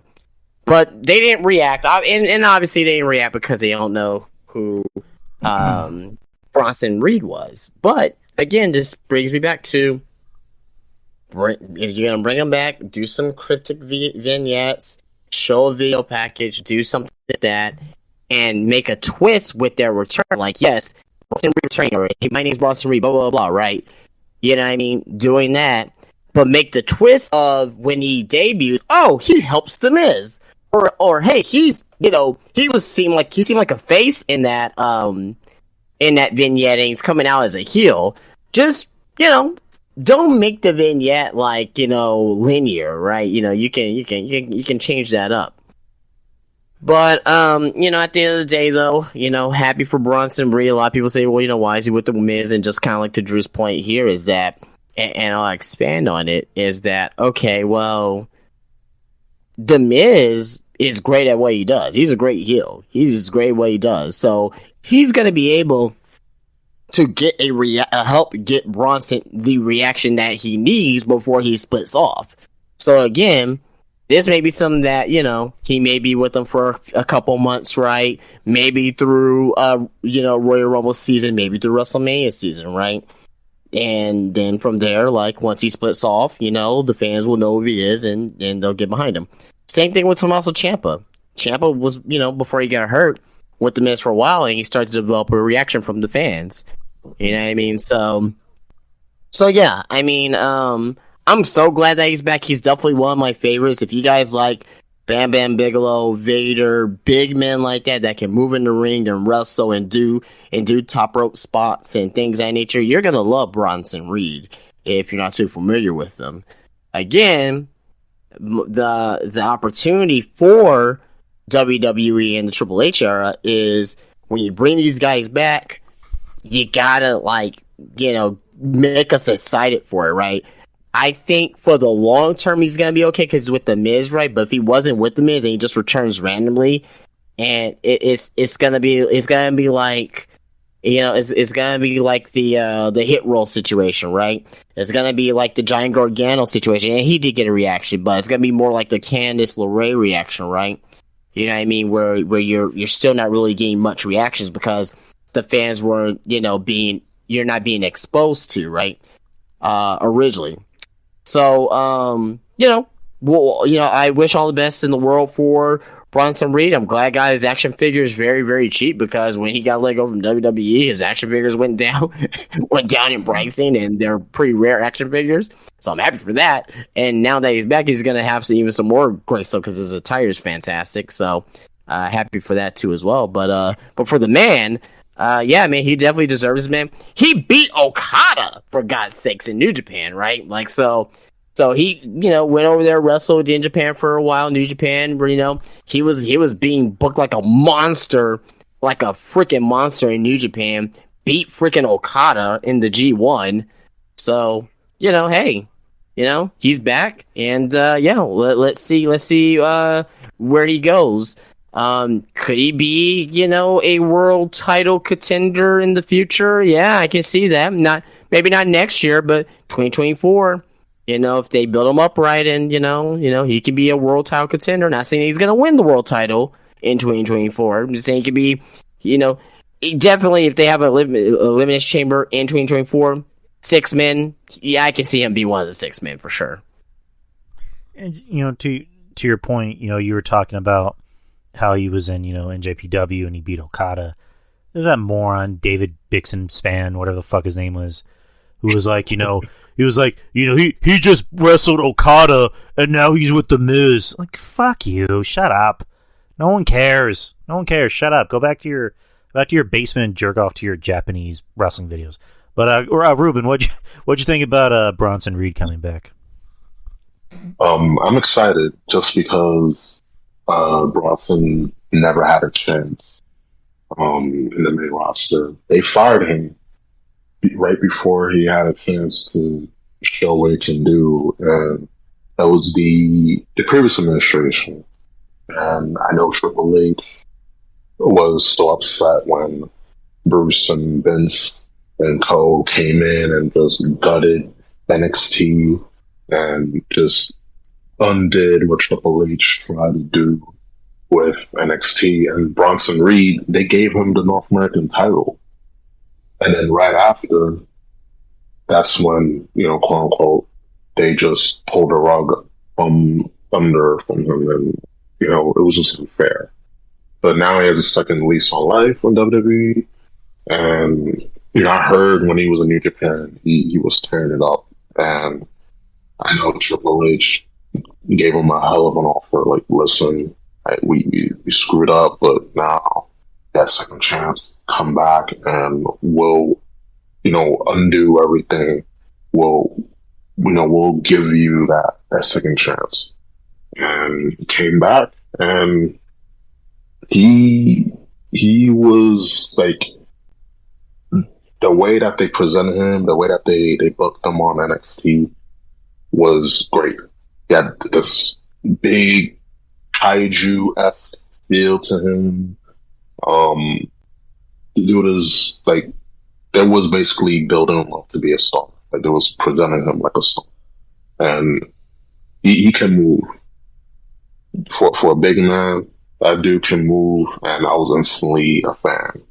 And for the people that are saying that he's paired up with the Miz, like, guys, you don't have to like the Miz, but you gotta understand why he's paired up with the Miz, because the Miz is on TV every week, and you want Bronson to be on TV every week so the fans, so the crowd can get comfortable and familiar with him. So that way, he can get that heat from the Miz, get that reaction, you know, from the Miz because he's associated with the Miz. And like Justin said, once he branches off from the Miz, he can get that reaction. He can get that the fans can be more familiar, more comfortable with him.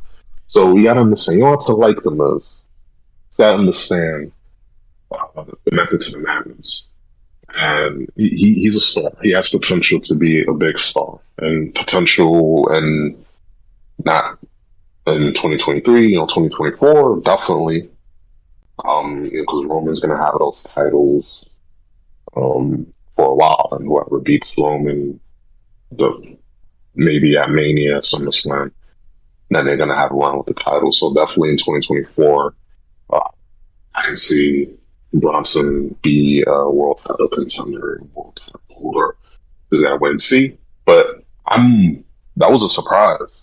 I was like, oh crap, Bronson Reed. that's what's up. Like, I was legitimately surprised by that. So I just can't wait to see what they'll do with him. And Triple H, I have faith. I have more faith in Triple H than I have in Vince and Bruce. I've seen a lot.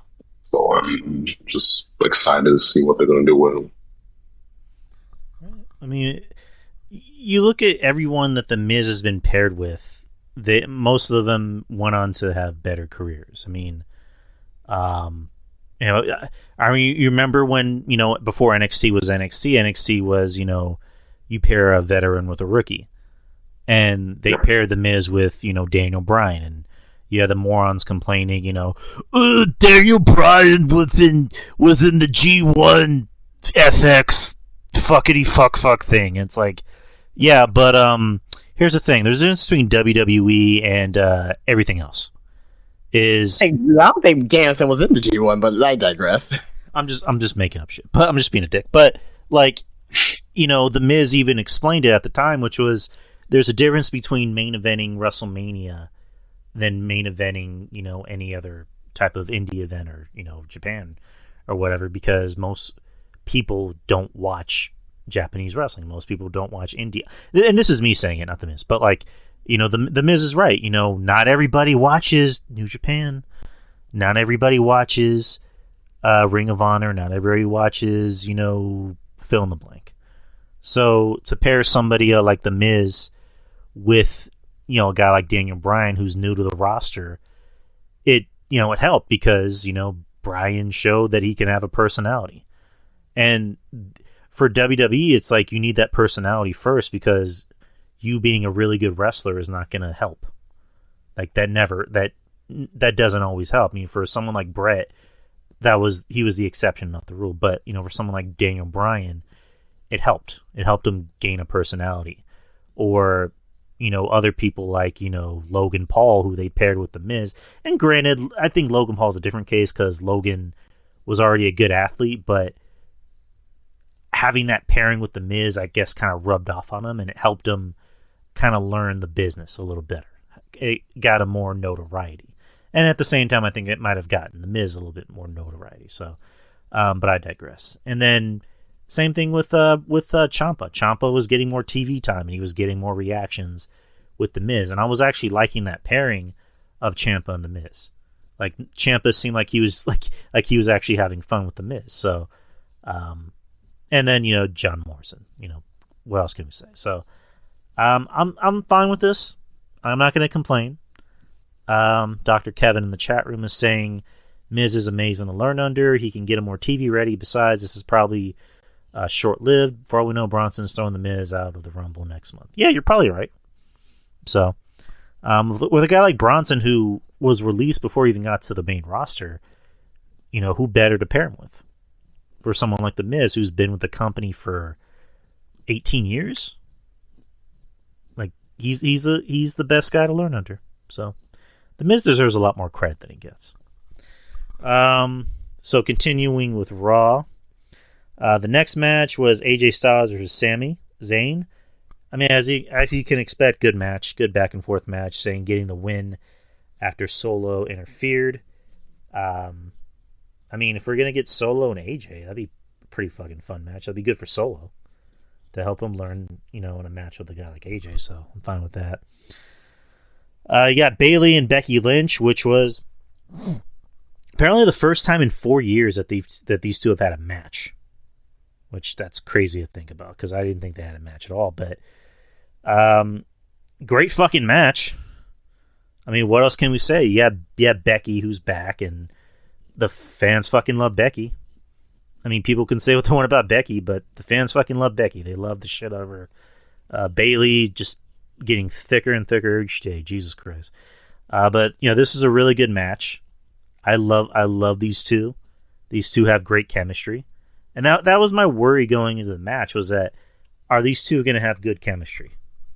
And I was happily surprised. I was pleasantly surprised. Bayley got the win.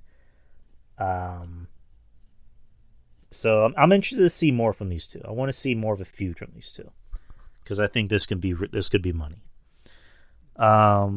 Before that, you had Seth Rollins and Austin Theory. They had a confrontation. They were interrupted by the Usos, and Rollins got jumped by the Usos, and Kevin Owens came out and made the save. So that'll be the main event for Raw. Now we get to the main event. You have the Usos versus Seth Rollins and Kevin Owens.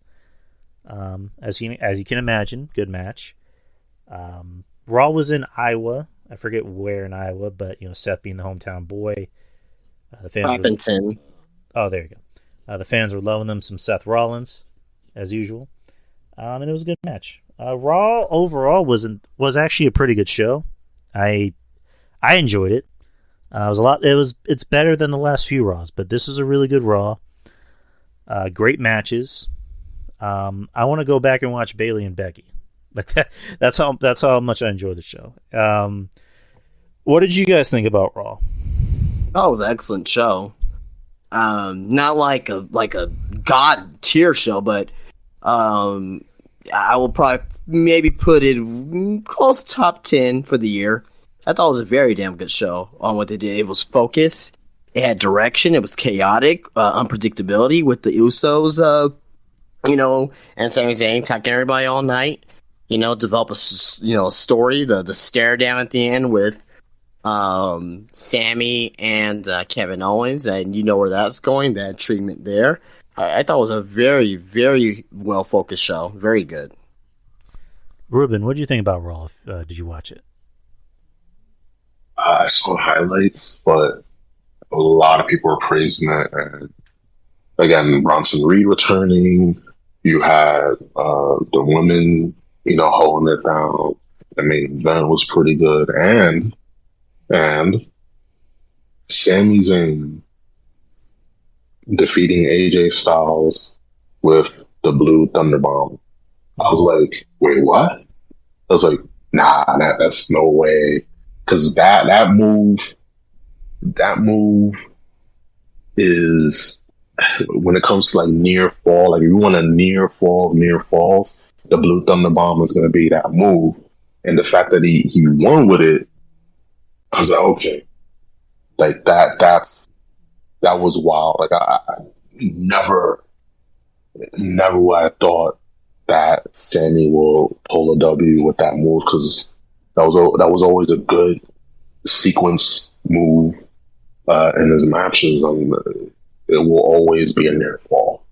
I remember back to NXT TakeOver when he faced Shinsuke, and that was like holy you know what, when it came to near falls. So that kind of brought me back, and the show was solid, like better than most these last few Raws, because they've been a drag.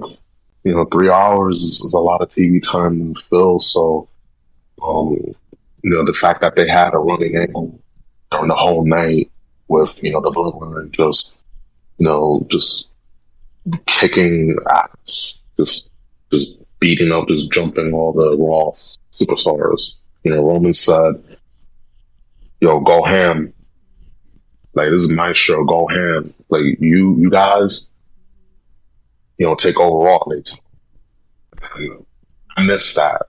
Like, show long angles that carry the show, so the show doesn't feel like it's dragging. And I think that's what made Night Raw enjoyable. Just the fact you have that running angle during the show, rather than just things being put on a show and it doesn't gel. So the fact that they had that was like the glue that held the show together.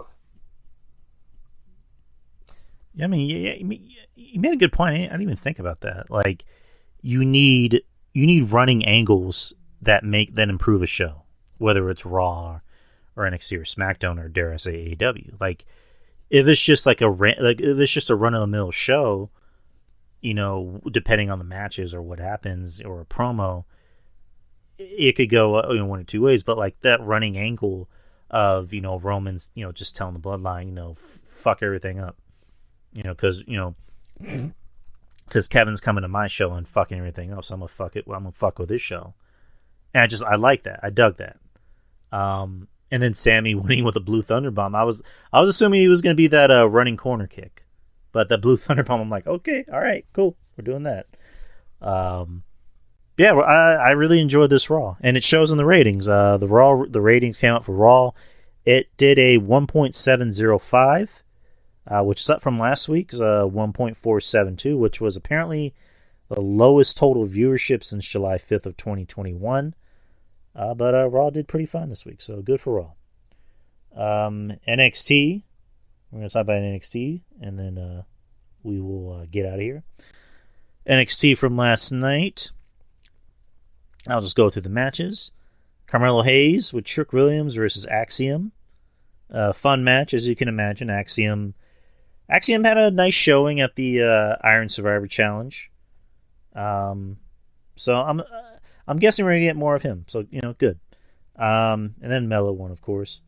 Yeah, Nikita Lyons versus Zoe Stark. Zoe won by cheating, which makes sense because she's a heel. Yeah, the NXT Women's Tag Team Championships. You had Chance and Carter versus Toxic Attraction versus Diamond Mine. The champions retain their titles. Carmelo Hayes tells Apollo Crews to get behind him in line for the NXT Championship. So it looks like they're going to be having a short little feud. That'd be interesting to see. But it looks like Apollo is going to be getting that title shot, you know, rather sooner rather than later. Yeah, Elektra Lopez versus Indy Hartwell. Lopez won. It was a bleh match. And let's see, Isla Dawn ruins Alba Fire's night. I missed that. Oh boy. NXT Tag Team Championships. New Day versus Josh Briggs and Brooks Jensen. Fun match. Good match actually.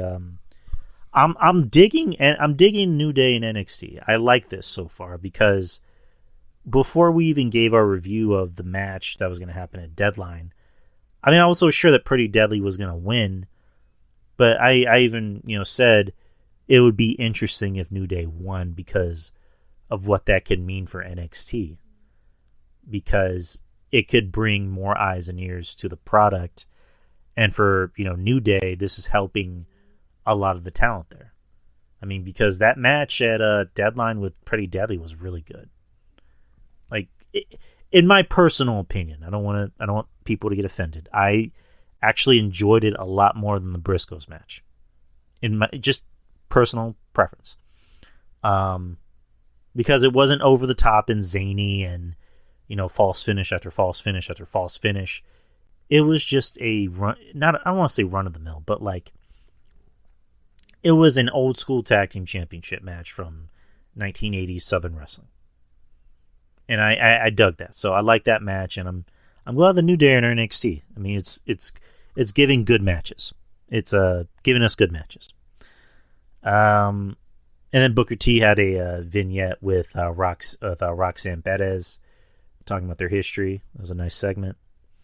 And then the end of the night, Grayson Waller calls out Braun Breaker to the ring. Braun Breaker goes for a spear, but he actually gets knocked out because Grayson Waller reveals that he has a concealed steel plate, a la Bret Hart with Goldberg.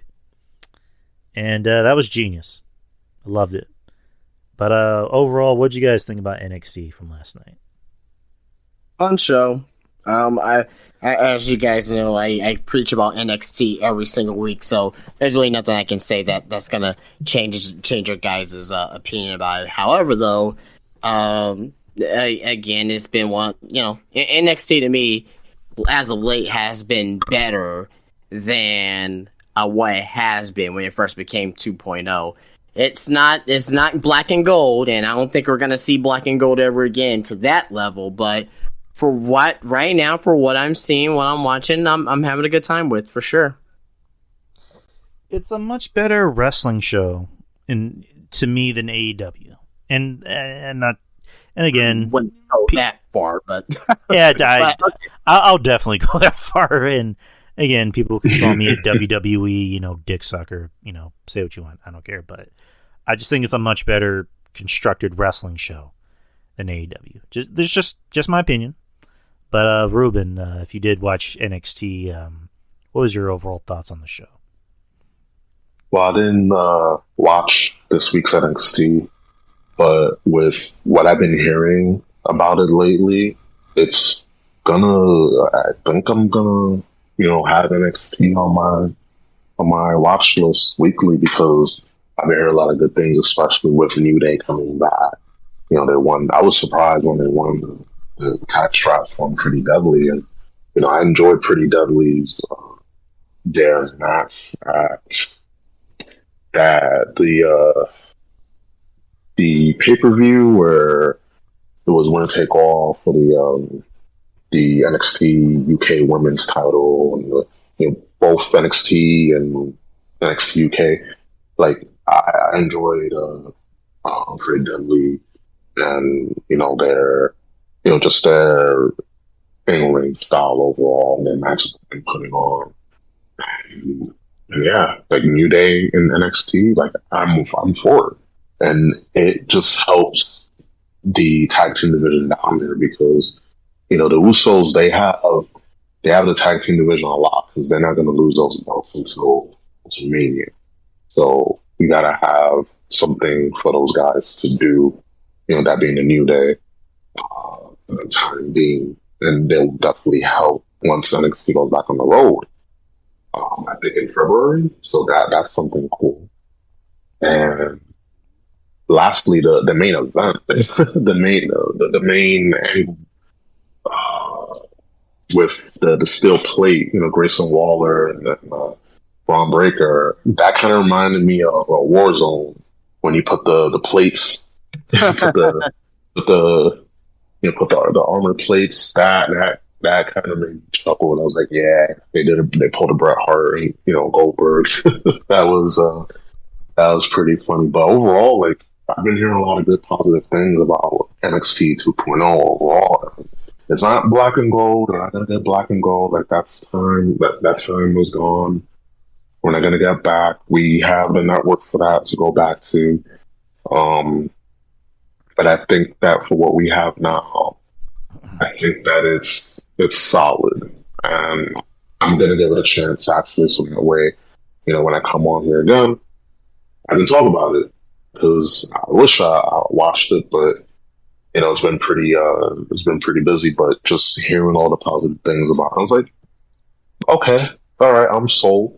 You sold me, and it's a well-paced show than AEW. I'm gonna say that too. I'm gonna go with Drew with that too because we have our favorites. We have our favorites in AEW. They were talking. Well, you guys were talking about in the beginning, but it's just conjoined at times, and I think a lot of us can see some of the bright spots of AEW, but it's just too disconjointed. Even with the changes that they've been implementing, it's just still like rushed, and it's they just need to learn how to let things breathe on a consistent basis. And I think that's why people will just prefer NXT just overall because it's just more digestible. And yeah, but overall, like I'm happy to hear all the good things about NXT. One thing about. Oh, sorry. Go ahead. No, go ahead. Continue. No, I was just gonna say, there were some people actually out there complaining about the spot with Grayson Waller and Braun Breaker. Like, they're like, we've seen this before. Yeah, it's been 23 years. Like, God damn it! Like, enjoy something for once, man. Like, good God. I mean, that's fucking stupid. You know what? That would make sense if they're complaining about the pepper spray gimmick, because Scarlett was doing that like more than once, and it's just like, okay, either commit to it or don't fucking do it. Whereas the spot with the steel plate, like Justin said, we haven't seen that in 23 years. As a matter of fact, happened one time. Like, and also on top of that as well. Okay, we were around to see that in 1999. But guess what? There's people who doesn't even know shit about the Attitude Era and probably just started watching wrestling maybe 5 years ago, too. And think that's so, like, you can't just like take your past experiences and like what you've seen and just be like, oh, well, they've done this before. Okay, wrestling in general, you have a lot of repeat storylines, and you see it over and over and over and over again. You know what I mean? Just in different ways. You know what I mean? Like, if I bring up a storyline from freaking, back in NWA, right? You know what I mean? Jim Crockett Promotions, right? Dusty's eye getting blinded or Dusty's leg getting broken and having to come back. Like, how many times have we seen that storyline before? You know what I mean? So, I don't know. Yeah, again, wrestling fans are fickle. They want to complain, and it's just like, yeah. It's like, dude, that happened 23 years ago. You're complaining about it? You're complaining about something that happened once 23 years ago. One time, too. It only happened once before. And I remember, too, when the suplex spot with Mark Henry and Big Show at Vengeance 2011, I want to say, or 2012, wherever it was, right? And the ring broke. Yeah, there was people 2011. Yeah, 2011. There's people actually complaining like, oh, we've seen that before. That was the second time that it happened, ever. The first time was, Brock Lesnar and Big Show on that SmackDown. They're like, we've seen this before. It's the second time that happened, and it happened like, I think that spot happened in 2002, 2003, wherever it was. So like, that was like at least 8 years. So I was like, God damn, it's like. Yeah, that was actually in 03. That was actually the day the Spurs won the championship. Oh, wow, damn. Okay, yeah, and there you go. that was a SmackDown in Houston. When SmackDown used to be taped, so yeah, SmackDown.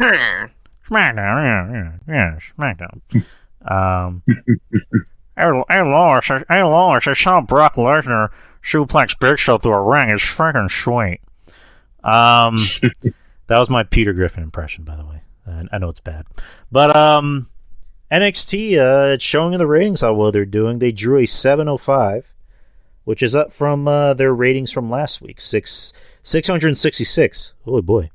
So the ratings look like they're improving now that you got New Day, which is proving New Day is possibly a draw, and it's helping out the show. So good on NXT, and this is possibly going to bring a lot of people back. So. It's good when the shows do well. That's all we care about, when the shows do well. Absolutely. As far as news goes, there's really not a lot of news left. I do have one bit of news before we can wrap it up. This isn't really wrestling related, but it has to do with a former wrestler.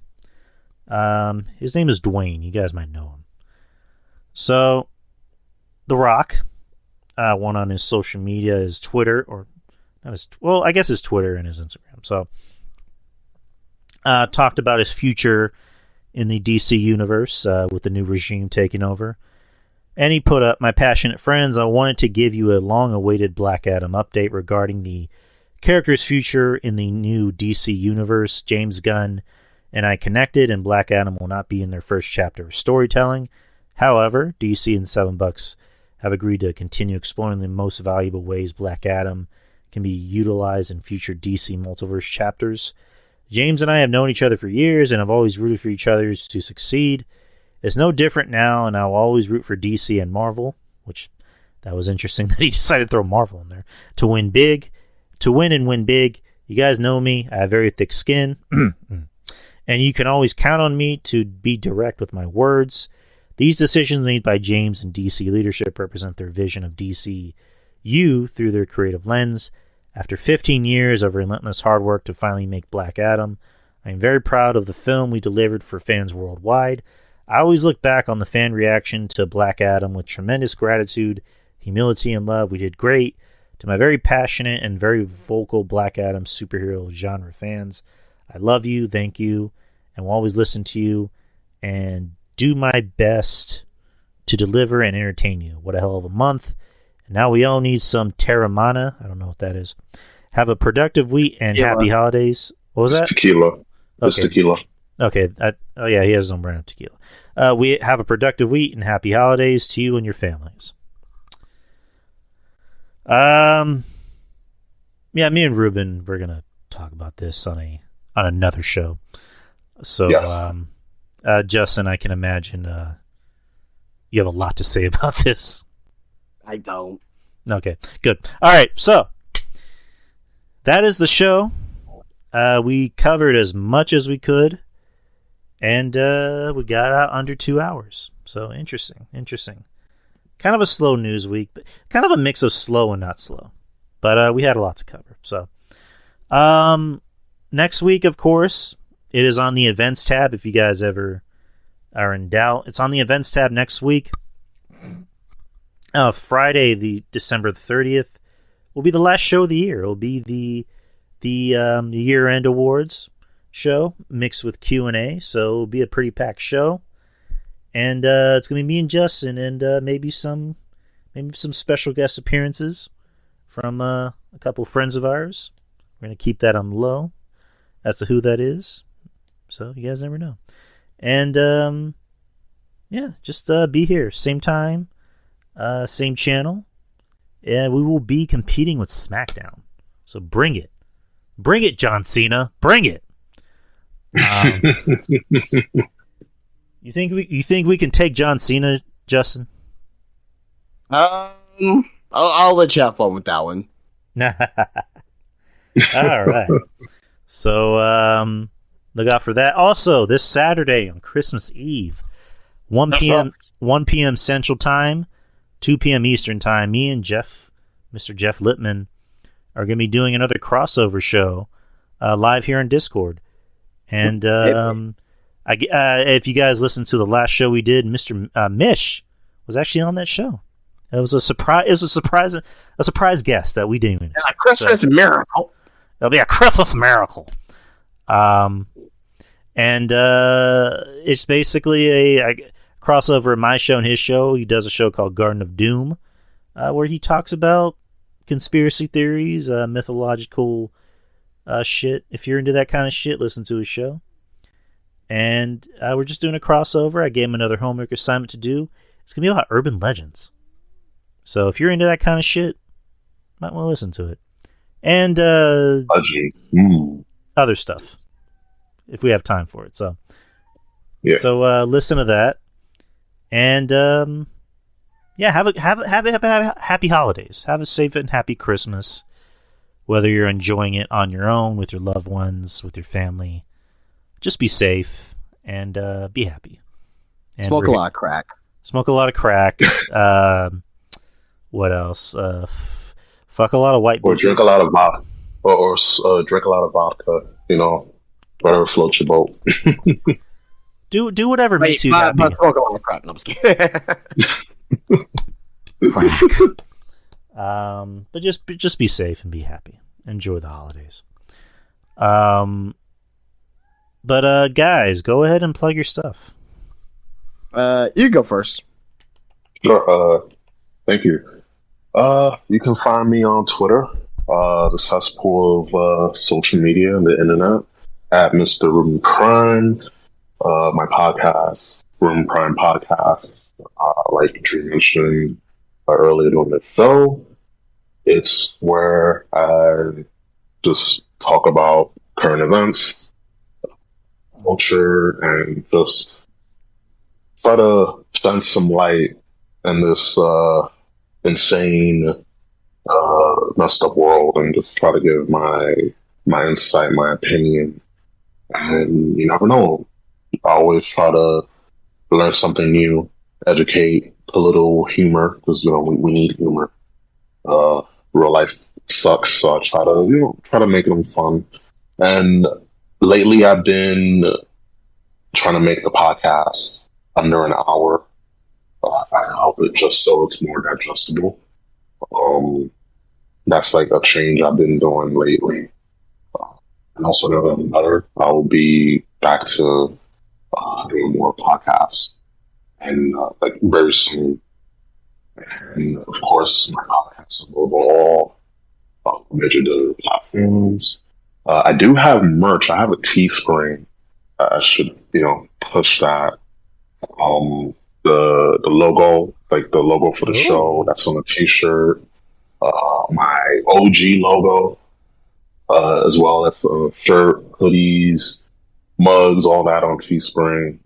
So just search Ruben Prime TV. I'll get the link, but just search Ruben Prime, and it should show up. Yeah, my big old mug, big old beard, and yeah, I got merch. Not trying to make any money with that. Just wanna, especially it's cold. Like up here in Northeast, it's pretty cold. So at least get a hoodie. Get a hoodie, get a long sleeve shirt. Or get a short sleeve for when around the house. Do whatever you want. But I appreciate it if you got like a piece of merch. If not, it's cool. And yeah, just Twitter. That's where you can find me at. So can talk. Just don't be a weirdo. Just don't be a weirdo. And yeah, and guys, follow, subscribe to Drew's Patreon. We still got to do a show like very soon. It's been crazy with my schedule, so we got to do a show soon. But check out Drew Yari's Patreon, $5 a month. I love the value. Do it now. Do it. Do it now. Do it. Justin, go ahead. Yes. Obviously, you guys know where to find me. I am on Instagram, SpinebusterTees on Instagram. Follow my story there. I actually just made a post yesterday on there on a lot of exclusives that came in over the past few days to my home here, and yeah, I got a lot of good stuff here. The Hulk Hogan Terry Funk Ultimate Edition, the Coliseum Edition.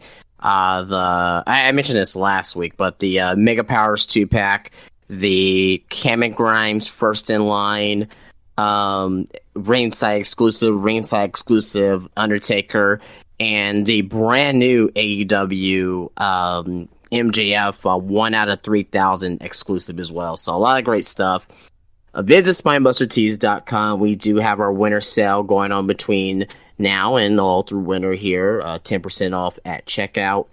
And yeah, just follow me, follow my story here. And yeah, if you guys have any ideas for me to make t-shirts as well, check out the website and also see what's on there. And if you see anything that you would like for me to do, yeah, I can give it a test out. Just let me know, and I will definitely look into that as well. But SpinebusterTees.com, winter sale going on right now. Again, follow me on Instagram, and also follow me. I'm sorry, lost my train of thought there. But also follow me on Hive as well. Hive has been kind of slow as far as on the app itself, but yeah, follow me on Hive too as well on Spinebuster Tees because I'm posting on there as well. So. But yeah, I appreciate you guys. Appreciate Drew for allowing my nonsense every week on here. So you guys make it fun for myself every week, and to talk some good wrestling. So appreciate you guys. Yeah, appreciate you. And you guys have a happy Christmas too. Merry Christmas, happy holidays, all that stuff as well. It's that time of year where you should enjoy with your family, your friends, and all that stuff as well. So yeah, happy holidays to everybody out there. And I appreciate Justin for coming on this show and agreeing to be a part of the show, and of course bringing his not just his nonsense and his, just his crazy humor, but also just his knowledge of wrestling. And, you have become, such a big part of the show. And, everyone else seems to think so. And, again, I appreciate your friendship, and I appreciate you for being a part of this show, man. And here's to another year. I mean, the year's not over until next week, but we still got like 7 hours on. Yeah, right. Next Friday, which should be a blast, by the way. So can't wait for that. It'll be a blast. Now, Ruben, are you able to come back, make an appearance next Friday? Depending on my work schedule, I'll try. Even if I'm at work, like, they don't care. Like, just tell your boss to go fuck himself. Hey, boss, go fuck yourself. I'm on a podcast. Okay, Mr. Ruben. That's what they say. Like, okay, Mr. Ruben. Yeah, yeah. They're cool with me because actually know how to do my job. So they'll allow it. They'll allow it. But yeah, I'll try to pop in, and if I happen to be off, which I'm hoping, I'll pop a bottle or two or a few. But I'll definitely try to jump on and just pop in for a while. Awesome. Sounds like a plan. And like I said, next week we might have some special guest appearances. Who knows? I haven't made any bookings yet, but I'm gonna make some bookings. I might have just booked Ruben, so we'll see how that works. I'll bring a special guest. What is it? Crack? Hey man, we gotta bring it to the party somehow. We'll see how that works. Be like, woo! Come on, motherfucker! I'll be. Jesus Christ. Kevin Castle. I'll have to think about that. Next week, big show. And again, have a safe and happy holiday. And just be safe, and just know that we are here for you. And if you ever need help, don't be afraid to ask for help. So, but again, guys, thank you for coming on. Thank you, Ruben, for jumping on. I know it was kind of a last second thing for me to ask, but appreciate you for coming on, man. No, that's cool. It's been a minute since I've been on your shows, and I just felt bad that I haven't been on your Wednesday show in a while, and also our Patreon. So it's just been it's been a crazy November and December, so try to make it up anywhere I can. I mean, I forgot you were off this week. I was like, fuck, I should have asked him, let him know ahead of time. But again, you're on the show. That's all that matters, and I'm happy. And Justin, of course, thank you for being on tonight. And again, just making the show fun, bringing life to the show and helping me entertain the masses. I tried. Right, we're gonna do a line after the show, so. Oh, so you're switching to Coke? Oh, I mean, they want to be fancy tonight, so I'm like, all right. Well, I mean, if you're trying to be fancy, you should do Ambien. Hold on. Let me. Hold on. I'll do one right now here on the air. Hold on. Oh shit! That hit the brain. God damn. Got it. Good guy. God damn. But anyways, guys, we will see you. I'll see some of you hopefully this Saturday on Christmas Eve. And then, of course, next Friday. And shout out to our friends who support the show. Wrestling Soup, of course.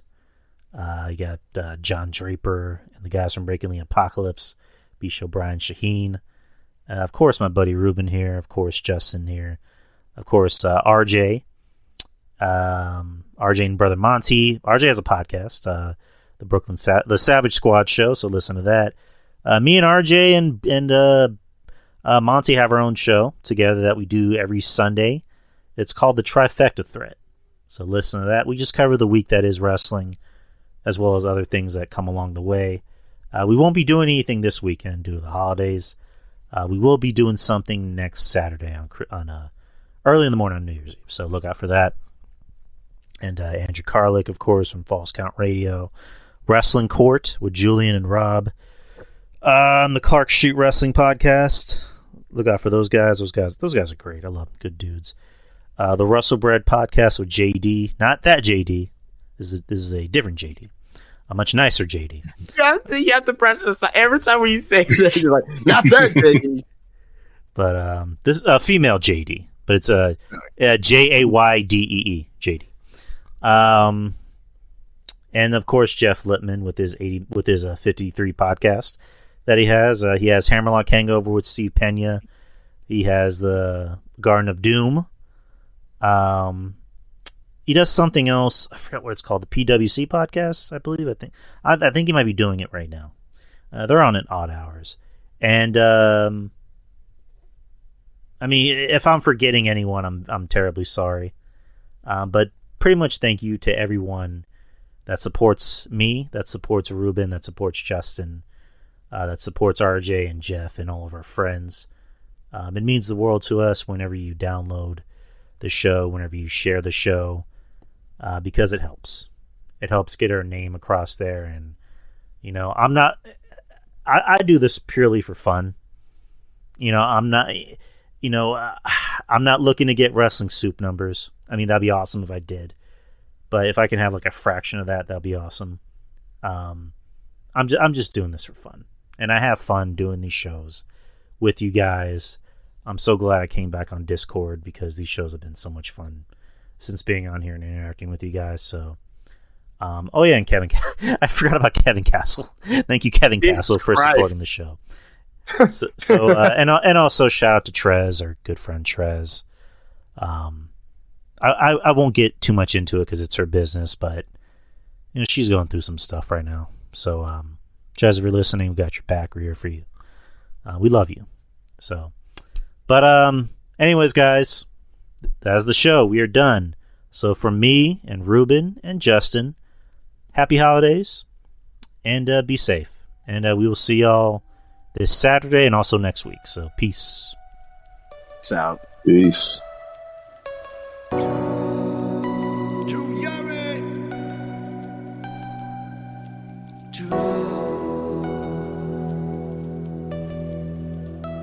It is time for the Drew Yari Show.